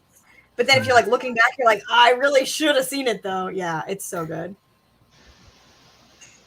I liked whenever like an animal showed up because I was like, aha! Rats here! I know what this means. There's rats. Right. So on my first read, when I knew nothing about anything, Kelsier's death. Yeah. Because I was like, you don't kill the main character at the end of the first book. Like they come back. Right? Because like that's just where my head was. Well, he can come back. It just takes a minute. Yeah. But that one surprised me, especially like my first read of it. I was like, "What?" Yeah. What? It's a shocking one. It is a shocking one. Yeah. Yeah, surprised. I expect him to be the main character for like. Yeah, because in book one, it's like obviously like Vin is the main character, but the POVs are evenly split with Kelsey and Vin, so it's like they're both the main POV. So it's like they're both the main character, and it's like he is like the mentor figure for her. So you're like, okay, he's probably gonna kick the bucket, but you're expecting that later in the series. Yeah, he hasn't learned enough yet. You're like, that's gonna be a book 2 thing. I got more time. No, he's gone. Shit, he got his face slapped off. And then Say's being the hero of ages. That's a good one. That's a really good one. Because at that point you're like, oh, it's Ven, and even he thinks it's Ven. Yeah. I think I saw that pretty early. The Satan thing. Some people do. Some people do because like it's there. It's there. Been there since book 1. On my reread, I was like, oh. Yeah. On his arms. Yeah. On his arms, you guys. It's on his arms. That line. Oh, the line gets me. It haunts me because I'm like, it was on his arms.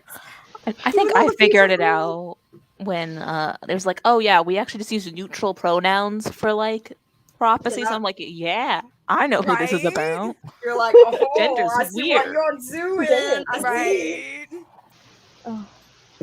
I just love the first epigraph in Hero of Ages when it says, I am, unfortunately, the Hero of Ages. I'm like, who else speaks like this? Who else uses all the comments?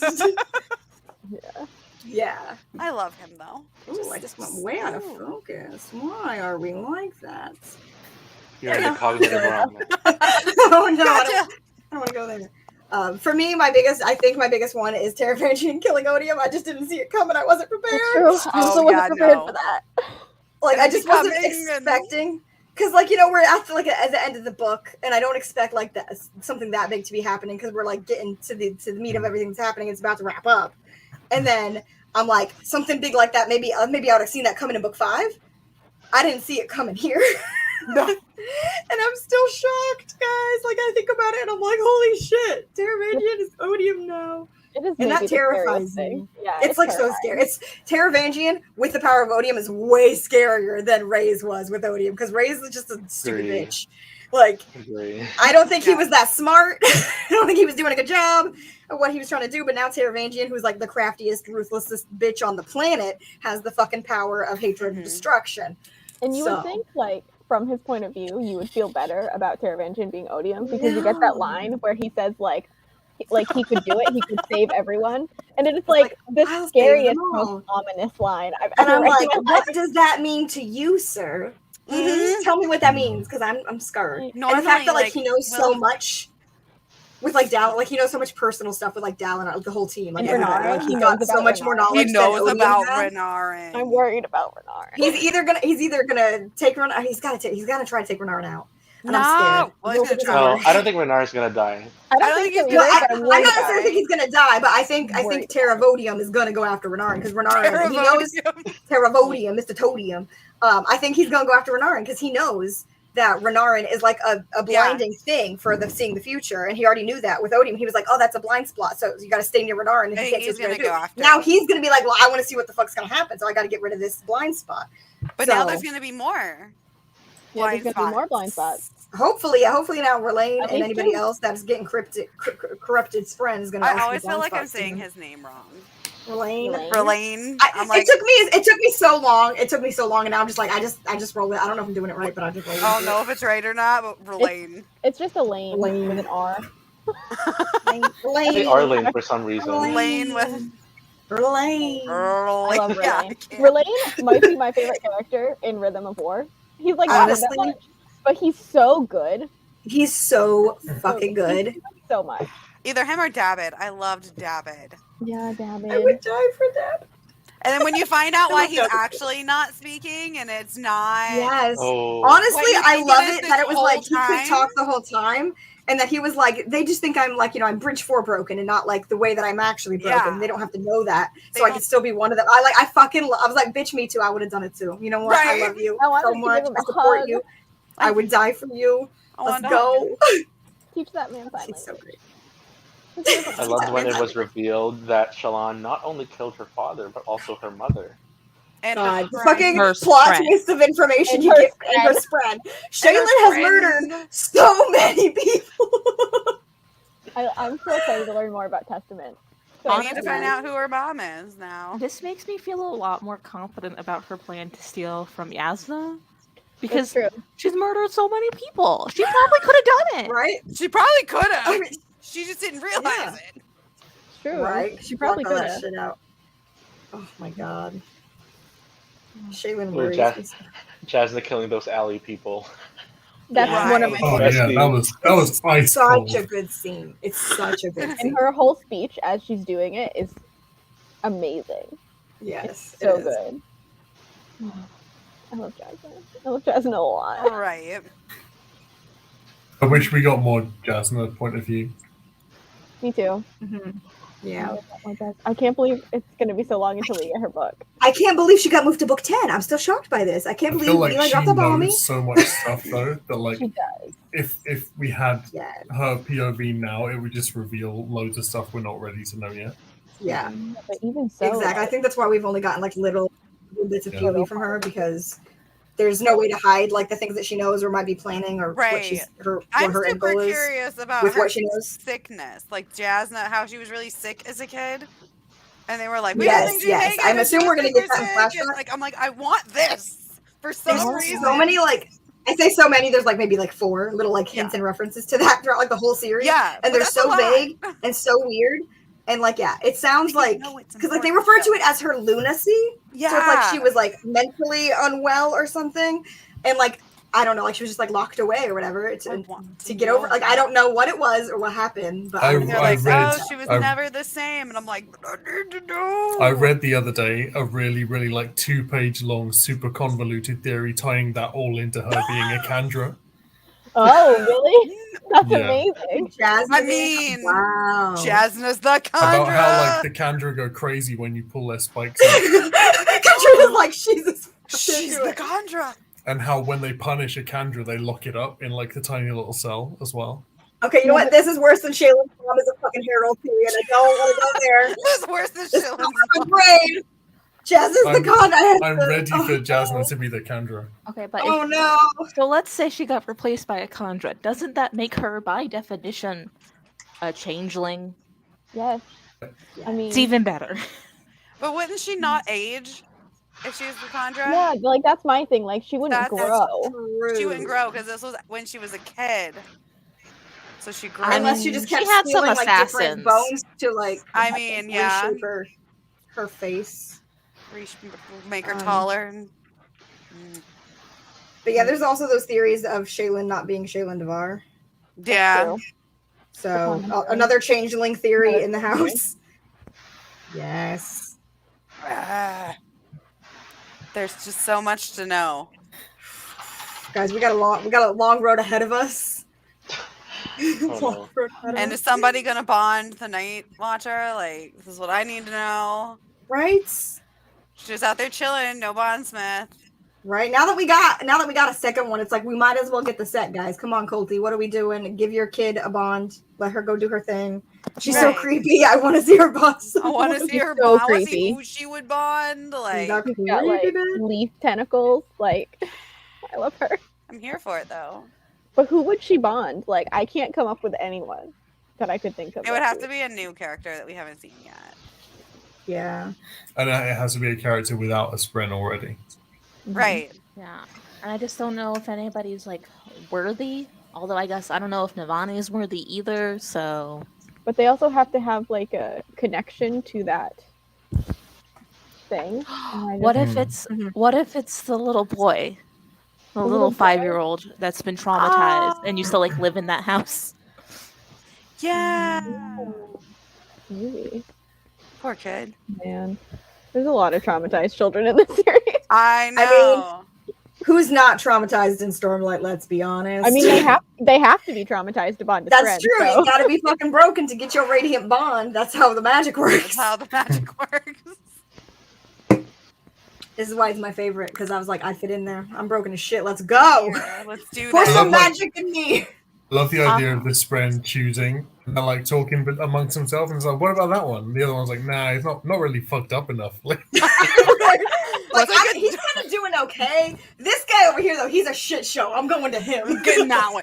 It's like adopting a puppy at the pound. Like, yes. God, I really want like a novella now where it's like, now that we're in an era where like the Spren are actively like all, it's not like just one here and there. It's like a bunch more are coming through where like they're having those meetings and I want to see it from their perspective.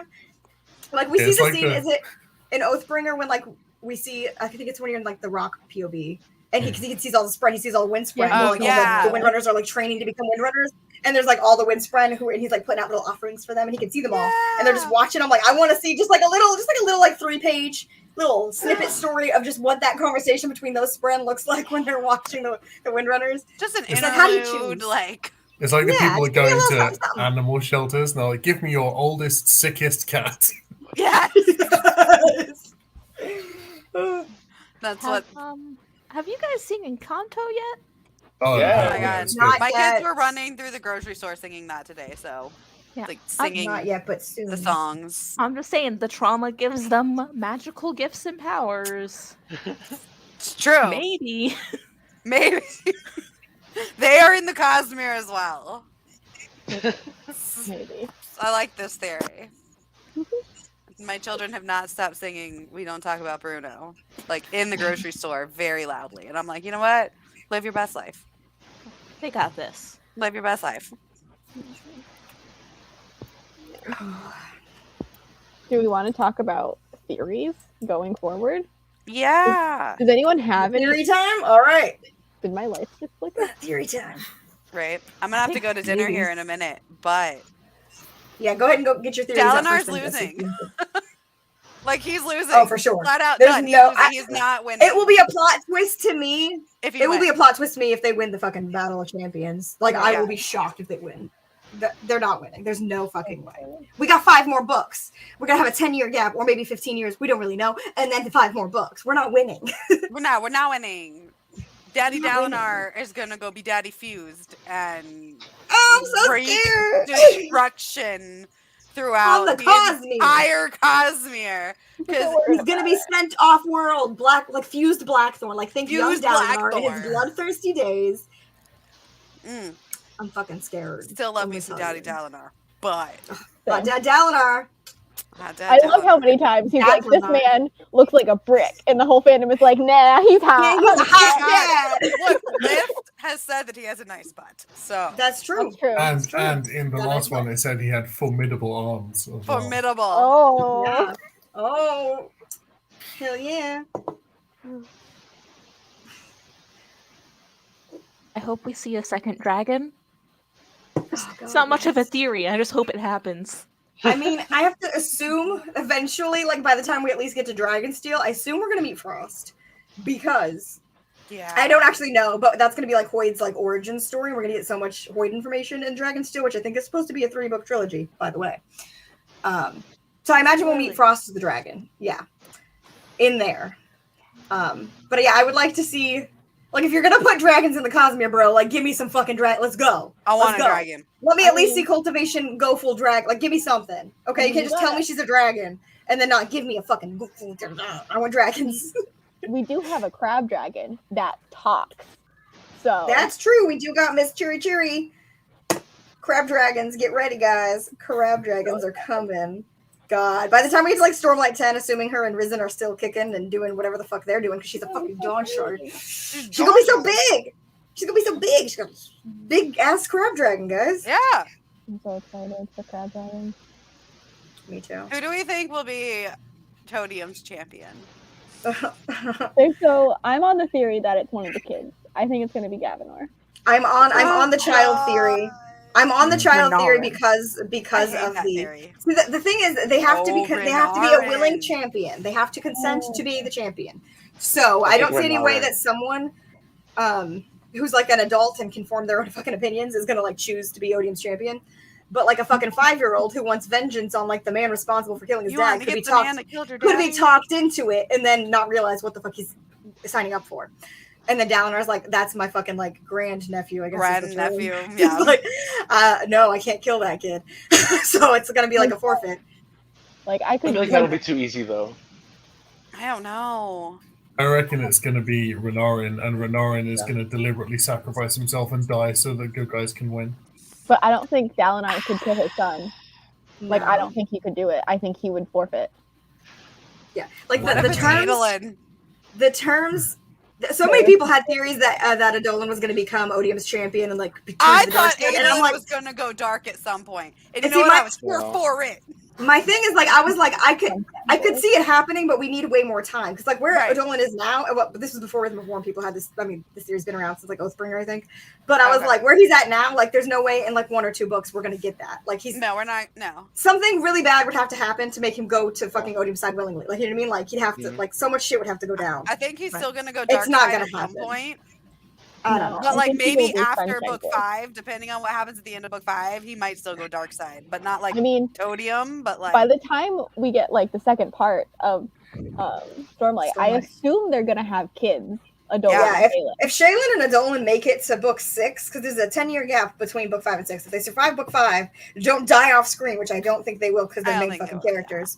God, imagine if he kills off a main character off screen. Oh my god, I didn't even think about it.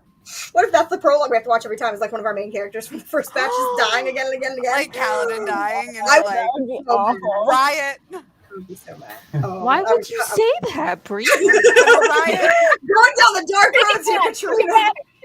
Take it back. As soon as I start liking Adolin, they're letting him be like, and dead.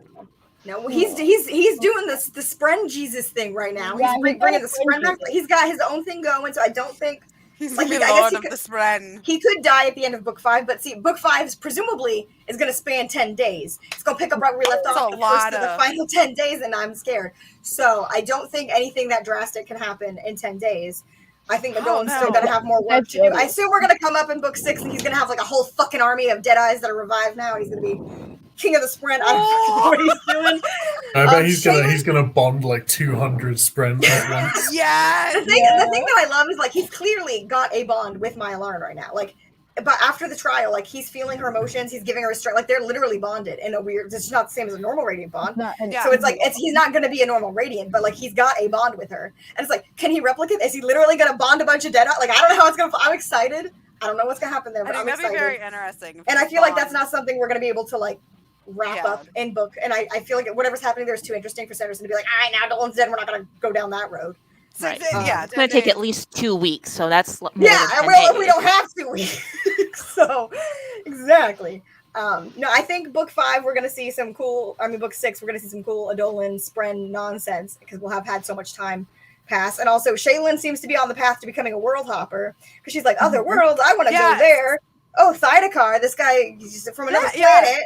Tell that bitch, I'll come after him. I'm real worried about her world hopping. Like, I know she's getting better as of the end of Rhythm of War, but for her, technically, right now, for her to world hop, she would have to kill Pattern.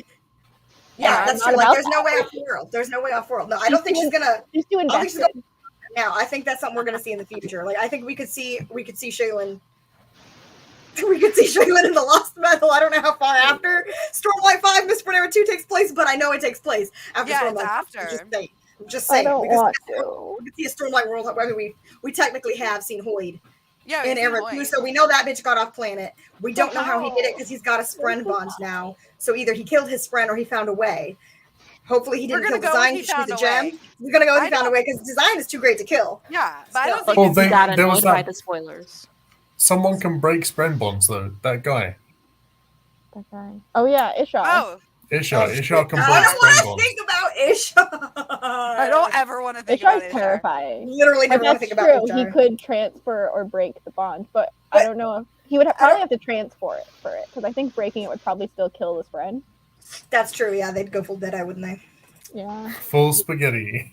Full spaghetti. Never go full spaghetti. I mean, never go. Hang on, I gotta tweet it. I'm just scared for the next book, y'all. I don't know what's I'm not gonna lie, Josie, I've never been more scared. I can't spell spaghetti. Oh my god. Okay, I've never been more scared for a follow-up book than I am for Stormlight 5 after having read Stormlight 4. Like, I've never been more terrified. I'm more scared of this than I'm currently scared for like the end of the Cosmere, which when we get there, I'm sure I'll be more scared. But I'm sure, yeah. I'm so scared for book 5. It's gonna our heroes are not gonna win, and that's why we have a 10-year gap. Like, they're gonna do whatever they do is gonna buy us some time. Because the world can't end. Which would still be not winning. I don't know. I had all the terms written. They were. I feel like it has to. I think. Can they come to a draw, which would like screw the whole thing up? Because like all I can think of is I don't think like Wit's story, where he's like, you don't always win, but it's not lose. Like, yeah. I reckon that after the inevitable loss, there's going to be like a mass human exodus from Roshar through one of the perpendicularities. I also assume that, yeah. I also assume that it has to be Let's all go to Nalthis. It's not that bad over there. Right? You have to go through customs to get onto Nalthis, though. They got fucking people set up. Those bitches have like cognitive realm customs you have to go through. Like they got their shit together. They're ready. You have to go. I wouldn't go to Scadrial right now because Trell is doing stuff. Yeah, not Scadrial. I wouldn't go to Scadrial right now. Who knows what the fuck's gonna happen over there? We're not going to Scadrial right now. The problem is like I also think there's going to be an exodus, but I don't know where they're going because their options are very limited. Yeah. Well, we haven't. I mean, we got some new shard names. We haven't seen new shard worlds yet. But maybe they'll go to a new shard world. I'm sure Hoyd knows about all these shard. Like he knows what the fuck's out there. He knows what. He knows. Not that he'll give anybody any fucking information. All right, guys. I'm going to go eat dinner. Oh. All right. Enjoy. Thank you. Bye. I'm excited for our reunion with Lost Meadow. Yes, for sure. We're going to get the band back together. Right, bye, guys. Boy. I think Mercy would let them in. Mercy would. See, I can say, okay, we have confirmation that Mercy at least assisted in the killing of, what's the shard name? Starts with an A. Ambition. Mercy assisted Odium in killing Ambition, but we don't know the context of that. And so I'm like, is it Mercy as in like, oh, I'm good and I will show mercy, or is it like I will kill you and that's how I show you mercy? I don't know Mercy's play.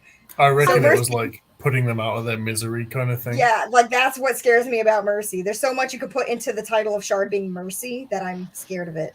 But it could be. It could be both. It could literally just flip a coin and be anything, either day, whatever the fuck. Better than whatever Odium's doing, but maybe not great. Yeah. Listen, most things are probably better than what Odium's doing. I don't know what Trell's doing, but most things are probably better than what Odium's doing. I'm worried about Trell as well. I don't even want to think about Trell. We'll find out about it. We're not even going to find out about Trell in November. No, we are. We are going to know what Trell is. We are going to know what Trell's doing. Yeah, we're gonna have a context of Trell. Like we will know Trell, what Trell is, but we're not going to see that play out. Because it's setting up for Era 3. But we will know what Trell is. We will have confirmation about Trell. If people haven't read the synopsis for The Lost Metal, you really should, because it is a wild ride, just the synopsis. It's like 3 short paragraphs. I can see Spen's going to read it right now. It is just so much happening in like a 3-paragraph synopsis. Yes. There's a lot. it references some things that were like, okay. I think it was posted in the Discord somewhere at one point when it came out, but I don't know who all read it. Go to Goodreads. I think it's on Goodreads now. Yeah. Yep. Like the canon synopsis. This is a lot. Yeah, I was like, we can pull it up and just read it out loud. Yeah, okay, I got it. Okay. For years, frontier lawman turned big city senator Waxilium Ladrian has hunted the shadow society, the Set, with his late uncle and his sister among their leaders, since they started kidnapping people with the power of allomancy in their bloodlines. When Detective Marisai Combs and her partner Wayne find stockpiled weapons bound for the outer city of Fleming, this opens a new lead. Conflict between Ellendale and the outer cities only favors the Set, and their tendrils now reach the Ellendale Senate, whose corruption Wax and Steris have sought to expose, and Blimming is even more entangled. After Wax discovers a new type of explosive that can unleash unprecedented destruction and realizes that the Set must already have it, an immortal conjurer serving Scadrial's god reveals that Harmony's power is blocked in Blimming. That means the city has fallen under the influence of another god, Trell, worshipped by the Set. And Trell isn't the only factor at play from the larger Cosmere. Marisai is recruited by off-worlders with strange abilities who claim their goal is to protect Scadrial at any cost. Harmony's vision of future possibilities comes to an abrupt halt tomorrow night, with only blackness after that. It's a race against time, and Wax must choose whether to set aside his rocky relationship with God and once again become the sort of Harmony has groomed him to be. If no one steps forward to be the hero Scadrial needs, the planet and its millions of people will come to a sudden and clamorous ruin. Man, why does Sword have a capital S? What's up with that? It's because it's like his title, like he is the Sword of Harmony. Okay. Yeah, I don't think it's anything beyond that, but we don't really know what that means to begin with. So fucking just the line, and Trell isn't the only factor at play from the larger Cosmere. Marisai is recruited by off-worlders with strange abilities who claim their goal is to protect Scadrial. So I'm like, who the fuck? What the fuck? Where the fuck? Why the fuck? When the fuck? I'm scarred. So much in the fucking synopsis. Like, are we finally going to meet the 17th Sharders? I want to meet the 17th Sharders. Guys, what if it's the 17th Shard? We don't even know who they are. We just know them by name. I mean, we know 3 of them, and that's it. Yeah, that's we true. know 3 17th Sharders who we met in one whole interlude in Way of Kings, and we haven't seen those bitches since.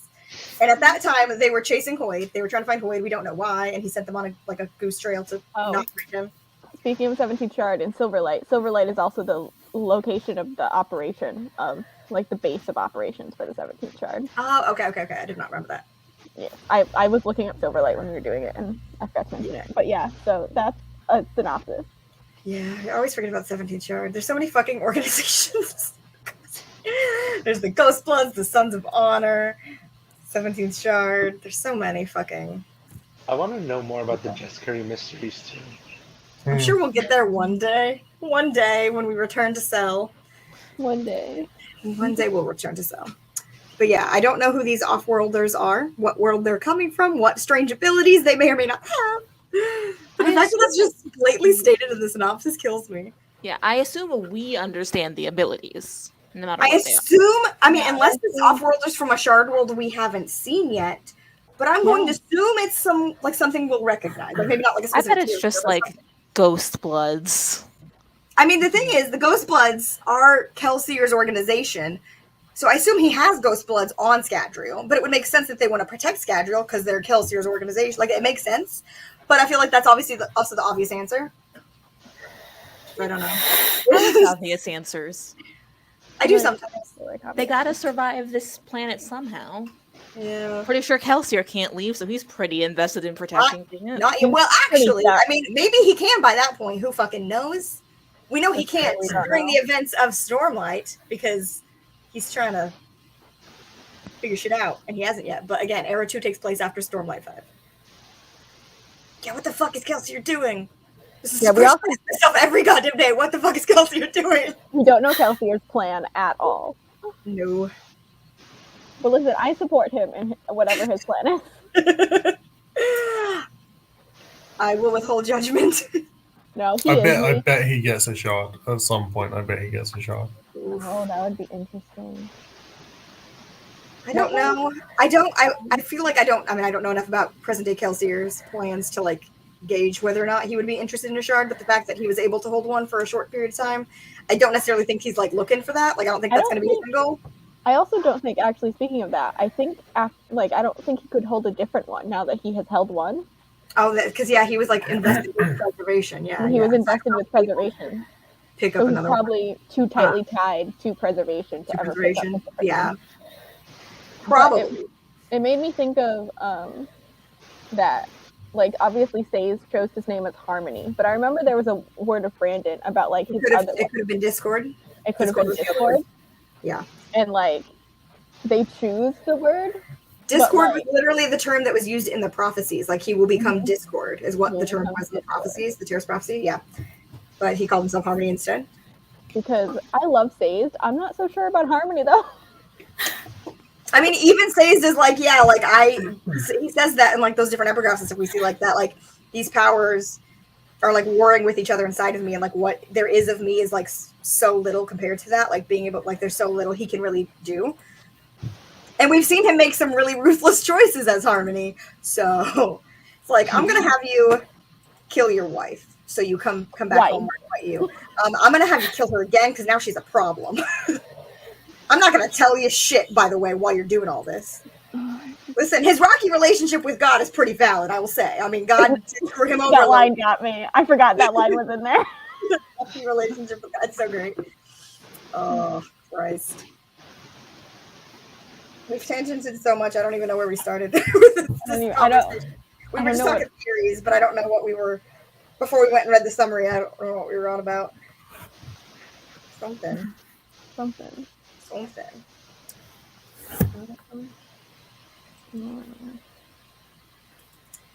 trying to think. It's not going well. It stopped working, won't load. Maybe we're done. Maybe we've exhausted our brain cells.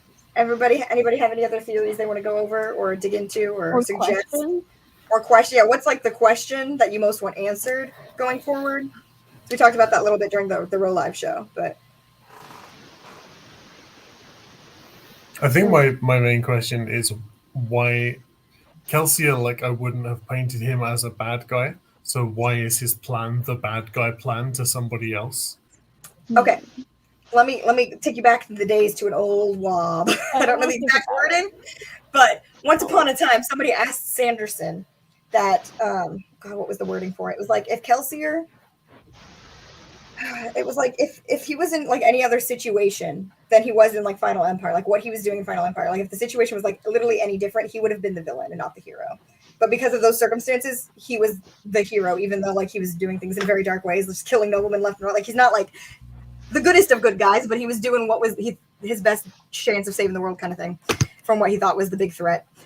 But it was like, yeah, in any other circumstances, what he was doing then he would have been painted as the villain. And like that wob has haunted me since, now that we know that he's back and kicking and it's so many years later and he's had so much time to be crazy. I'm just saying cognitive shadows don't really seem like the most sane, okay? We've seen some heralds, and those people are cognitive shadows, and they're a little bit fucked up. Of course, those ones were tortured over and over again for millennia, so they're probably a little worse than just the normal cognitive shadow. But I found the wob, yeah. So someone asked, at one point you mentioned that Kelsier scares you. Could you talk a little more about why? And Sanderson said, Kelsier is one of my favorite characters. Giving some... one of the things that makes Kelsier tick, and this was my original pitch for him to myself, in another story, he'd be the villain. Kelsier has this hard edge to him. He's one of those people that, when channeled wrong, he becomes the best and the most interesting villain. But he happened to be in a situation that pushed him in the other direction, and he became a hero. But he still has that edge to him, and there's a darkness to Kelsier that doesn't exist in most of the heroes in my book. Someone like Kaladin has a darkness to him too, but a darkness that he's fighting against inside of himself. Whereas Kelsier embraced his darkness. It's part of what makes him him. So Kelsier is a little frightening to me as a writer, just because he's a character that I can't guarantee will make good choices. Good decisions. It's always a funny thing to hear the writer say, like, I can't guarantee this character is going to make good choices, even though I'm the writer. And also, at this point, he was dead. Like, we didn't know. Yeah. When this one came out, like, we were like, well, it doesn't matter because Kelsier's dead. We didn't know that bitch was back. So now that we know, it's just like, like I still think that whatever Kelsier is up to now, whatever he's doing, he is doing what he thinks is the best thing to do for like, people in his planet. I think that like what happened with like preservation and ruin and everything like caught him so off guard that he was like, I'm never going to be caught off guard again. So I think his plans are like, I am going to like protect my planet, my people, and do it my way. But his way is the part that scares me. So I don't know what he's doing, but I think that he thinks that whatever he's doing is like good and necessary, but I think he's probably going about it in some pretty not good ways. And it may not also be what is best because, you know, people are not always the best judge of their own moral compass, so to speak, when they're making those decisions and be like, oh, I definitely am doing the right thing, even though I'm doing it in such bad ways. He's still the character I relate to the most in the Cosmere. Not great for my mental health, but it's true. For me, it's Kaladin, so that tells you enough about me. That's an interesting question, actually. Do people have characters in the Cosmere that they relate to the most, that they feel like are the closest to their own personality? Because mine is Kelsier. Mine's Gal. Harlan. I love you. Harlan. He's just out there trying to live his best life. Because he's just a useless simp, and that's me. I'm so sad that you missed the thing last week because we went on a whole tangent about Wit and his hand fetish in Rhythm of War. I feel like you would have appreciated it. Why is that coming up now? Because I brought this back to your mind. He's talking about Harlan, and you're like, by the way, though, the hand fetish. That's it. It makes sense to me. Don't question how my brain connects things. That was beautiful. It was beautiful. Oh wow, we're literally like we're in the end here. We're doing a few more things, and then we'll probably be wrapping this up soon. But I'm glad you're here. You can watch back. We've had some fun conversations, so I'm glad you're here now. Watch back and yell at all the things we probably said wrong. We just read the Kelsier Wob. Like I said, the Kelsier Wob. There's multiple Kelsier Wobs, but we read. Eli knows. Well, I don't know because there's some really tricky ones, but we read more than one. So we pretty much hit them all, I think, because there was the Ghostblood one as well as the villain one. Currently, we're on the question if anyone has like a character that they relate to or they feel like is the closest to their own personality. Most character you most relate to, personality-wise, or like how they view the world, etc. I think the one probably I relate to most would be Raiden from Elantris, because he's put in a situation and they were like, "There's magic, but people can't use it," and he's like, "Well, actually, I think I'll fix that." Yeah, honestly, Raiden is such a gem. No, I think for me it's Ciri from Warbreaker. I think that fits because I mean, sure, is it because I'm estranged from my family? Why not? Is it? I don't know. I went to a new place. I learned some new things. It's been nice. Right. I think I relate a lot to Vivenna too. Vivenna. Like her. Yeah. Her art. Yeah. I like him to protect. You cannot ask. Yeah. What do we know in terms of like adaptations going forward? There's so much shit in the works right now, and none of it's like come out. Like nothing's confirmed, but so much shit is in the works. It's all been optioned, and by the same company. And Sanderson was working on, because they want to do it obviously. Like if you're going to do the Cosmere, you got to do it all together, or you're going to miss parts of it. And I know that Sanderson was working on the Final Empire script. Yeah, he was writing the screenplay. Yeah, it was like the year before and a little into last year. And because he told us about all those changes he was making, which I think we've talked about before on here, where it was like changing. We talked about Lady Ham. Lady Ham. That's talked about Lady Ham. Just fucking stopped. I was like, we talked about, and then I was like, what was the main thing that was the big change? Yeah, Lady Ham and Lady Dox, and like changing what's her face, Sean Alariel to Ellen's sister instead of his fiance, things like that he was making in the screenplay, and like he was writing it himself, and then he was giving it to an actual screenwriter to like actually touch it up more for like an adaptation to screen, because like he's not a screenwriter, but he was writing like the actual screenplay. How is it being exactly. done? We know everything except literally any specifics at all. Do we know whether it's going to be like a live action or an animated? We do not. I know he wants Mistborn to be live action movies, but everything like Stormlight, everybody wants a TV show. Most of the fandom wants animation, but he's not sure. We haven't heard from him on what he wants to do there. But we want anime Stormlight. Like I don't want anime Stormlight, but I want animated Stormlight. The thing with animation that would be the main benefit was you wouldn't have the problem of people getting older, and you'd have a time limit for making stuff. Right. Yeah. Yep. But yeah, there's so much stuff like in the works, and he like references it every now and then because like it's still stuff that like he's working with other people on currently. But again, we don't know pretty much anything other than like these things are in the works and they are like the talks are happening and things are happening, but we just don't know. I never heard that, so I don't know what you're talking about because I've never heard him say that. And I've never heard that either. And they can't say that. No, like that. Cite your sources, Eli. Just kidding. Yeah, no, like I've literally never heard that, so I don't know where that came from. I do think it should be a TV show, though. So I think Mistborn would be better as a TV show because we have the multiple eras, and I think you could just continue that as it's like one TV show. Yeah. But if you were just like if it was just doing the first like trilogy, like I do think that would work out in movies. Like it's not so much that you can't do it in like singular films, whereas like Stormlight and things like that, and like the entirety of Mistborn, I think should be TV shows. But it's like the only thing with TV shows I'd worry about is it not getting the budget it needs to be top tier. Yeah. Yup. Which is probably why he wants like the Mistborn ones to be movies, so that they do have the budget. Exactly, like get it going. And I mean, like it would be fine to do all of Mistborn as movies, like because the Era 2 books I think would also work as movies. I just think if you want like they work super well for movies. Yeah, like that those would transition well to movies regardless. At least what we've seen so far. I don't know what Era 3 and Era 4 would look like, but I think because there are so many eras that it would just make more sense to just like one long. I think it'd be really cool if it was one long TV show for Mistborn, and then every time you got to the new era, you had like new opening credits and like the music's all different. And it's like you bring the difference in there, but it's still like the same show, like run by the same people, all that stuff. I think that would be fun, but I think they're going to attempt to do movies for all of the Mistborns probably, and some format of TV show for Stormlight because you can't do that any other way, and if you try, you will ruin it. Yeah, it wouldn't work. Unless they do like 2 movies per book, and you have like 20 Stormlight movies. Oh God, there's no fucking way.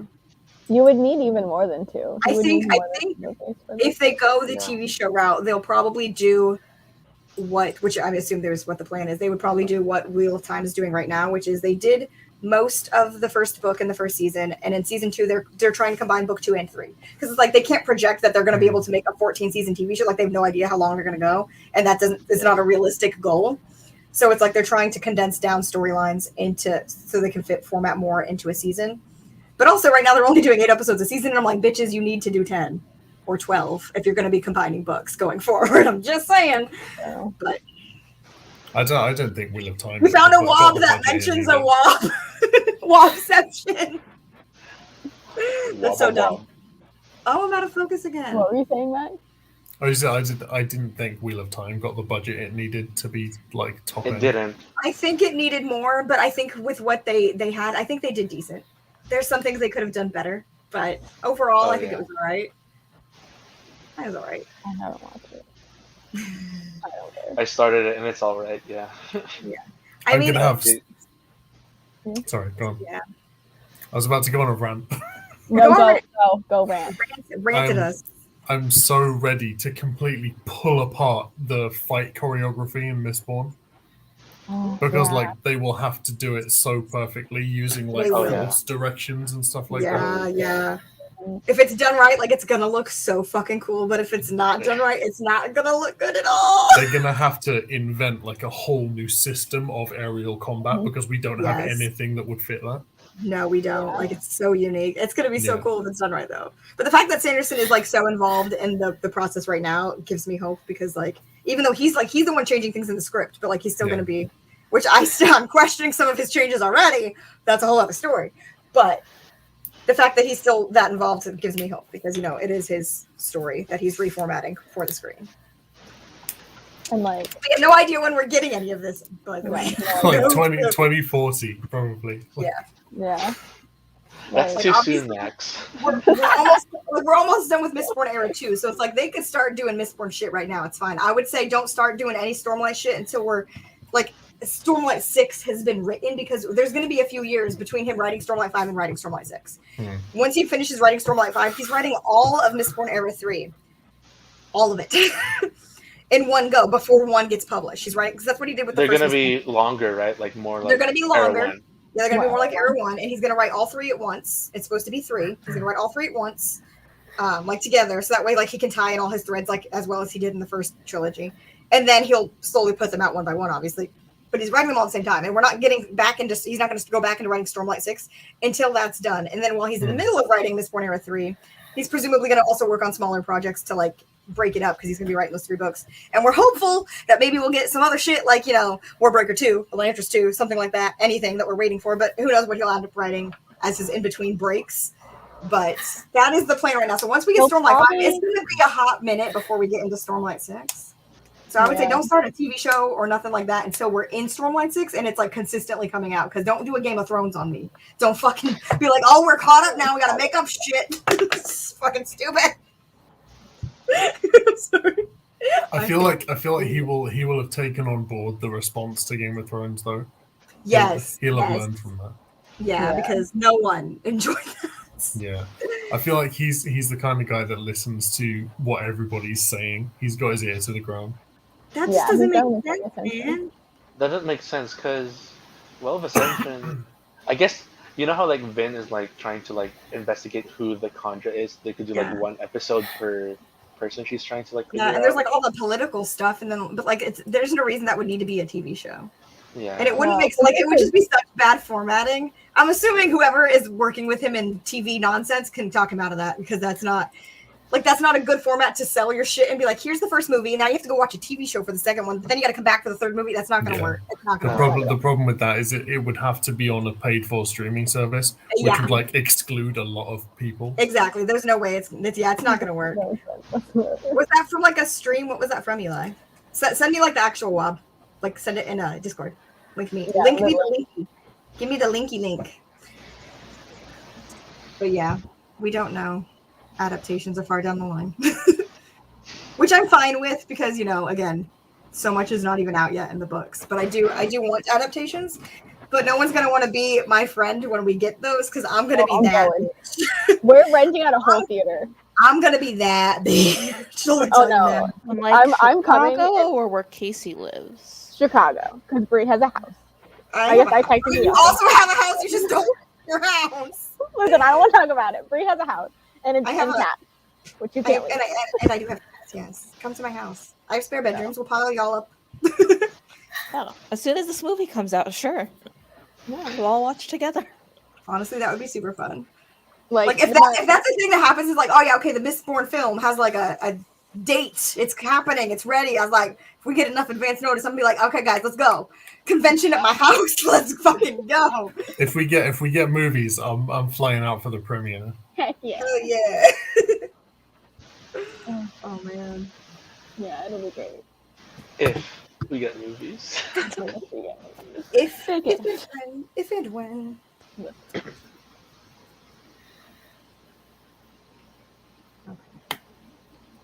I don't know. I'm so hyped at the idea of movies, but I know that they're not going to live up to what I want them to. But it's going to still be fun, because I'm still the person that likes watching adaptations, even if they're not good adaptations, because I just find them interesting.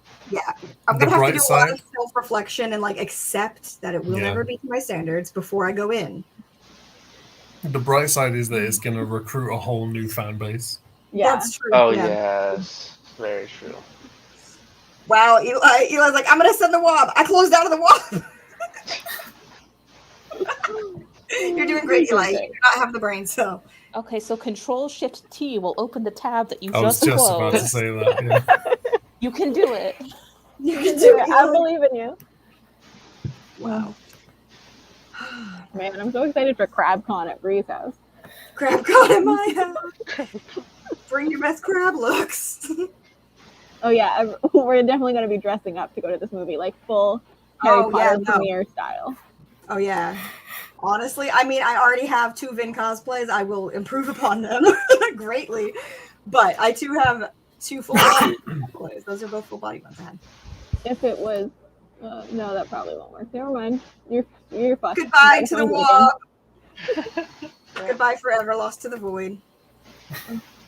That's fine. It's not like I'm putting any credit into that wob, even if he said it. I'm gonna assume he didn't have enough sleep when he had that idea. There's no way anyone he's working with in like actual production is gonna let that out. Like, you can't do that. They all have to be the same fucking format. He was just having a day. He was having a day. You know, you can be really good at writing books and very bad at producing TV shows and movies. Yeah. It's fine. Oh god, this is such a long wob. I can't read this right now. It's so long. It's like 5 paragraphs. Oh, it's like about the whole thing. Yeah. I'll look over that later. We'll look at it later. It's linked in the crab chat, though. It's in the crab chat. Speaking of the crab chat, yes, the official read along is over, but the Discord is not going anywhere. We will be crabbing in there forever till our dying days, probably. And it will remain. I want to reread Mistborn this year, so I'm gonna have more comments for sure. Yeah, I'm not me too, because Lost Metal's coming, and I'm like, I just read it. I will read it again. I was reading Mistborn. Yeah. So yeah, like we will obviously keep the Discord open, and it will remain just like full chaos chat of all of us friends, and anybody can come in at any time to read through and leave stuff in the channels that are going to stay set up for the books. And then when new books come out, we're gonna kick it back up a notch, and we'll go full crab time.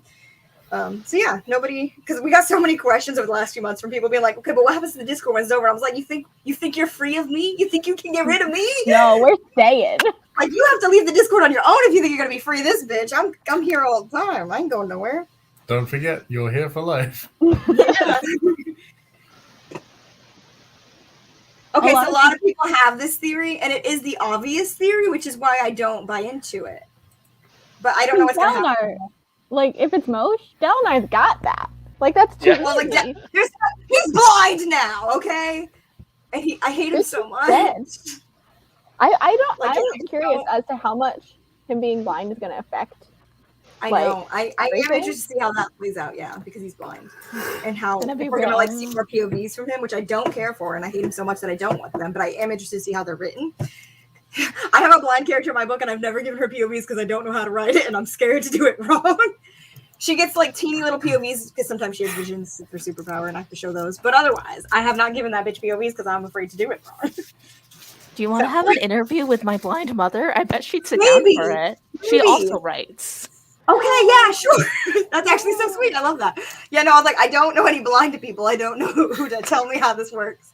I know so many blind And it's like people. anything I see in media, I'm like, but is it correct? Are you doing it right? Is this a bad portrayal? Yeah, I never trust like the media. I do follow a blind YouTuber, so she's like my one source of like just being blind in the blind community. That doesn't work for me in my brain. It doesn't work for me either. Is that what your theory is, Eli? Is like that what you're on Team Zeth? I'm on team. It's gonna be a baby. What if it's just Nightblood?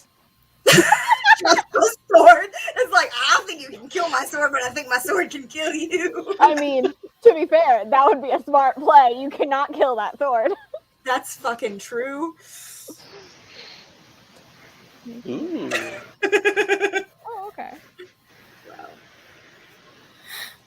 Wow. Oh, man. This is about you can't kill Nightblood. I mean, Nightblood takes a piece of an honor blade, which is still like everything Nightblood does is terrifying. But it's Nightblood. It's actually a pretty fun theory. Also, isn't Dalinar affected by Nightblood? Doesn't he get like the? I mean, I assume he's affected by Nightblood. Listen, I could pinpoint your main players on the field who I know are going to feel sick around Nightblood and who are not going to feel sick around Nightblood, and Dalinar's probably still on the line. I don't think he's crossed the line enough to not be drawn in. That's just nonsense. But you know, I stand by my theory that it's going to be a fucking baby or toddler, I should say, because my main play there is Gavinor. Oh, man. I don't think Vasher. I don't think he can be Vasher. Yeah, I don't think he signed up for it, but I don't think he can't. I don't even know if Todium knows about Vasher. And you have to. I don't know. I feel like if Taravangian even knew about Vasher, like knew what the fuck Vasher is, like we would have seen hints of that in his diagram nonsense. He would have had a plan for Vasher. Ishar, Ishar. We talked about that earlier, didn't we?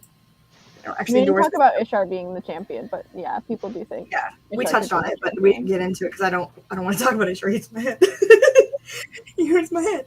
It's so scary, but so listen, cool. I still stand by my death rattle from book 1. Let me go find it. Find the word for word death rattle. Proper knowledge. There's so many options. There's so many options. It's gonna be Gavinor. That's my favorite. Where are the death rattles? I would like to read the death rattles, please. Yes, the list. Thank you. Ishar also hurts his own head, though. I mean, yeah. Damn. Guys, death rattles still to this day fuck me up. Did we ever tell? Is it like the end of the series is in? So, did we ever talk about that? I feel like we must have. But this will be a good thing to kind of round us out on while we're wrapping up here. But yeah, no, Sanderson has confirmed that like the ending of is it the ending? I always forget. Is it the ending of Stormlight 10 or the whole Cosmere? Which those are, you know. It's one or the other. I think it's the end of Stormlight 10. Eli, correct me if I'm wrong, but the end of Stormlight 10 or maybe the whole Cosmere, I think it's Stormlight 10, is hidden somewhere in book 1 and 2. in like a foreshadowing sense where it's like not like blatantly stated, but like the foreshadowing for it is in there. And we still don't know what it is. I have theories. But I don't actually know, like my theories is like, could this be related to it? I still don't like have a concept of what my theory means. Okay, that's what I thought. That makes more sense. But honestly, yeah, it's a terrifying thought. Anytime I think about it, I want to cry. We focus on the death rattles. We had a whole like we go over them all the time because there's so much hidden in the death rattles, and we've seen some of them come true. So like we know that pretty much all of them are foreshadowing, and they freak me out. Future stuff. And I'm looking for okay. This is the one that makes me think this is related to the Battle of the Champions, and that Odium's champion is a fucking child. I hold the suckling child in my hands, a knife at his throat, and know that all who live wish me to let the blade slip. Spill its blood upon the ground over my hands, and with it gain us further breath to draw. What the fuck else could that mean? It's so ominous. I'm on team baby! Why would everybody want Odium to win?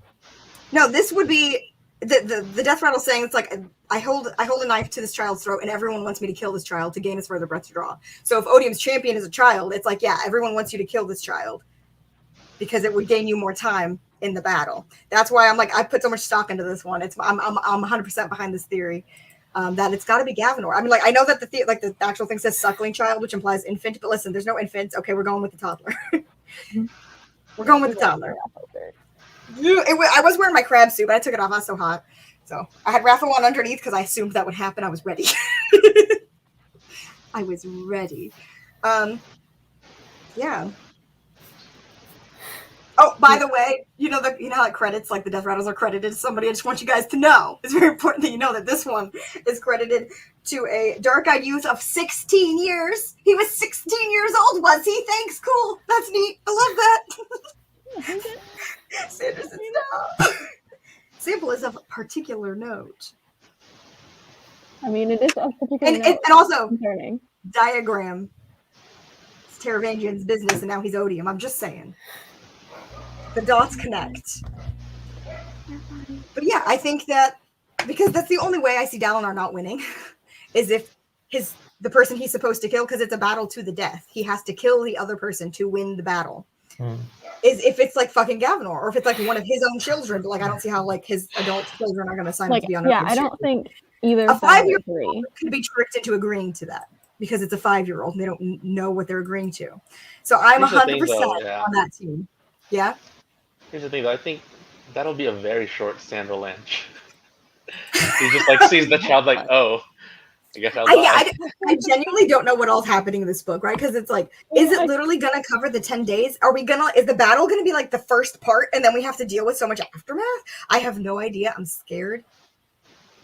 Oh, we have not talked about time. You're giving me headaches, Eli.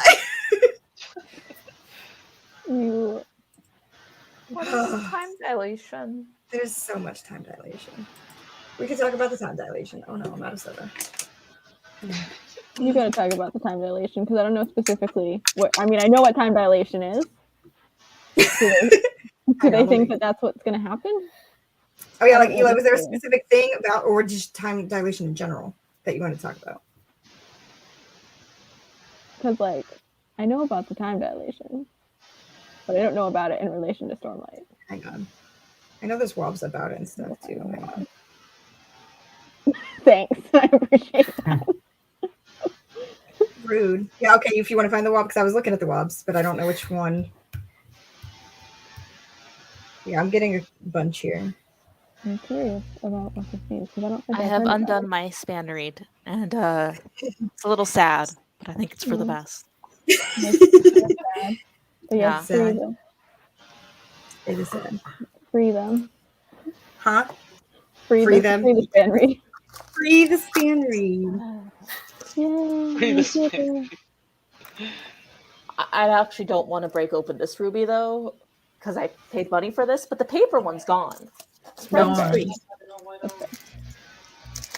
Okay. Well, we got Eli's gonna find the wob for me because there's too many wobs coming up for where I'm searching, and he knows which one he's looking for. Oh, we didn't. One thing we didn't talk about was we didn't talk about Spen's final thoughts on Rhythm of War. Oh, yeah, did you? Since you didn't go to the Row show, did you have like just overall thoughts on what your thoughts were on the Row book? I don't really have a lot. I mean, I don't think I have any. It was good. It was good. I liked it more than Oathbringer for sure. That's about it. Because like my brain was too small for all of Nabami's science things. Right. That's fair. I love it. This is the wob Eli sent me, so I'm just going to read the whole wob out. I don't even know which wob this is. Let's go. All right. The question: if vast amounts of investiture can distort time in a similar manner as a black hole, does that include shards? Would time dilation be greater on Roshar than on Nalthis? Sanderson said no, because the shard is contained almost entirely in the spiritual realm. In the spiritual realm, time and distance have no meaning. So what this means is large piles of investiture that somehow make it into the cognitive realm or the physical realm are going to cause time dilation. But the spiritual realm, where it belongs, is not going to do that. That's going to make some exclamation points raise above the heads of some people. And yeah, okay, and then the exclamation point there is about the cognitive realm and cell. Oh, you found me another one? Okay, hang on. More wobs. Eli's just spamming me with wobs now. These are posted in the Discord, though, if you want to look at them. He's posting them in all spoilers. Load. Okay. I got it.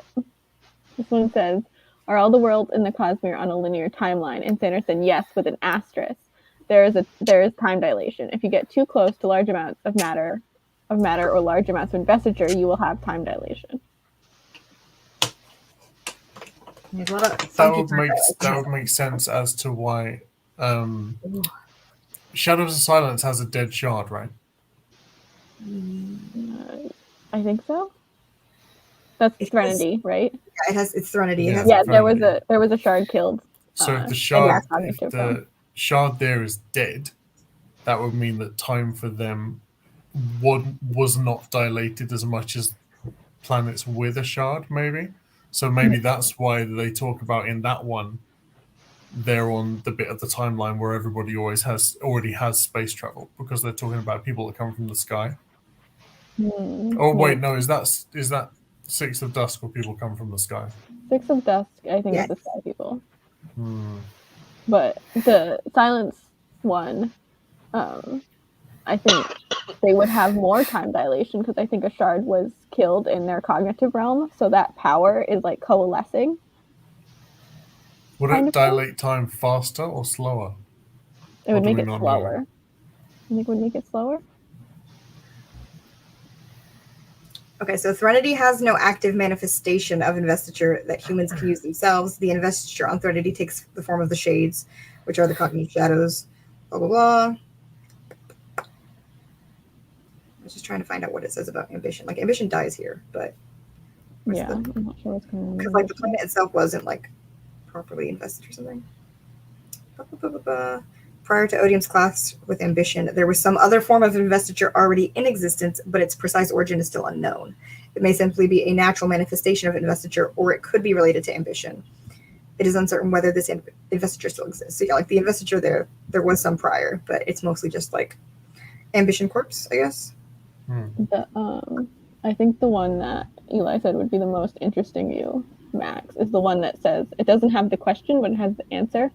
It says, Odium locked the Celis shards in the cognitive realm to keep them from achieving sentience or from someone ascending. Yeah. So the shards are still alive. Obviously the power. Oh, okay. Sorry, not the power themselves, not the vessel. Those vessels are dead. Those vessels are dead. Aeona and Sky, goodbye. Aeona and Sky. Yeah. Yeah, the big news is with. Okay. Yeah, like near a black hole. Okay. Time dilation around a black hole is slower, right? The closer you get to a black hole, the slower your experience of time goes. Yeah. Yeah, that's what I thought. And like the world speeds up around you. Mm-hmm. So that's what it would be like around a... That hurts my brain. What? How did I not know this? Spencer's like, I need to take a step back. They're talking about sciencey shit. I can't handle it. I feel you, Spencer. Same. Too small brain for this. Go watch Interstellar. Oh God, Interstellar gave me a headache. Let me tell you. I love Interstellar though. Yeah, it's really good, but it gave me so much science headache. Well, yeah, because if you accidentally got too close to one of the shards in the cognitive room, you would slow down so much that you would barely be moving, and it would take like millennia to get through that part of the cognitive realm. I thought they said that it didn't dilate in the cognitive realm because time means nothing there. Does it not dilate? Hold on, let me look at it again. No, there's massive time dilation involved with traveling through the solar system. Yeah, in that specific area. It's super fucked up. Violent investiture. That sounds fine. Okay, hold on, let me look at this again. This is why we're discount Shardcast, because we're not as smart or on top of shit as they are. Constantly have to look shit up because we don't remember or know what anything means. We are very smart. We are just unprepared. You're so you know what? You're right. It doesn't dilate. We're not going to start preparing. The cognitive and physical realms are very similar when it comes to geography and time and stuff. Yeah, okay. I thought it would affect the cognitive, because travel would be through the cognitive. Yeah.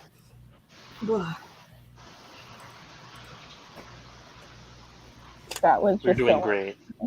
It was such a like sciencey tangent side quest we just had to go on. That's my favorite tangents. It was so interesting though. I love that. Yeah. I somehow didn't know that about. Else for us to discuss. Is there anything else anybody wants to say? Just in general, any questions, theories, thoughts, anything at all before we wrap this up? I'm just excited to reread at my own pace. Right? It's going to be so much like less pressure. It's going to be much more more fun. page counts. Right? No more page counts, Spence. You're free. Yeah. Oh, I want to say thanks to both of you for putting this together, actually. Because if I hadn't done it as part of a group, which I feel like is the best way to read this stuff, if I hadn't done it, I probably never would have read this stuff, and then I would have never known what I was missing out on. Right. You would have never had Dalinar in your life? Never had Dalinar in my life. Never had Elantris. So thanks, both of you. Thank you. You're welcome. Yeah, no, we're just selfish, and we're like, we just need more Cosmere friends. How do we do that? We're going to plan a whole stressful read-along for over 13 months. I am highly invested in Elantris shit. Yes. Yeah, thank you for sharing. That was very interesting. And on the topic, though, of people not reading things unless they're in a group, Max and I, and also Steph, who is in here right now, are doing the Dark Tower read-along in 2022. And our first live show is on the 30th at 5 p.m. on Max's channel, which is linked down in the description. His channel is. So come and join us for some Dark Tower stuff, because I definitely would not have read the Dark Tower by myself, and I'm really excited to really get into it. If you finished a fantasy series and you need another fantasy series, you need more. Yeah, and if you're like me and you don't, I clocked out, man. I'm done. I can't do it. I'll only read the first one, but later this year. Yeah, I was like, I might try to like hop in and catch up like later on when I've recovered from this. Yeah.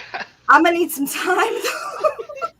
Time to myself, time to just like read random bullshit without like having a plan. I'm just gonna pick something random off my shelf and be like, man, I don't know what this is, but I'm gonna read it. It'll be great.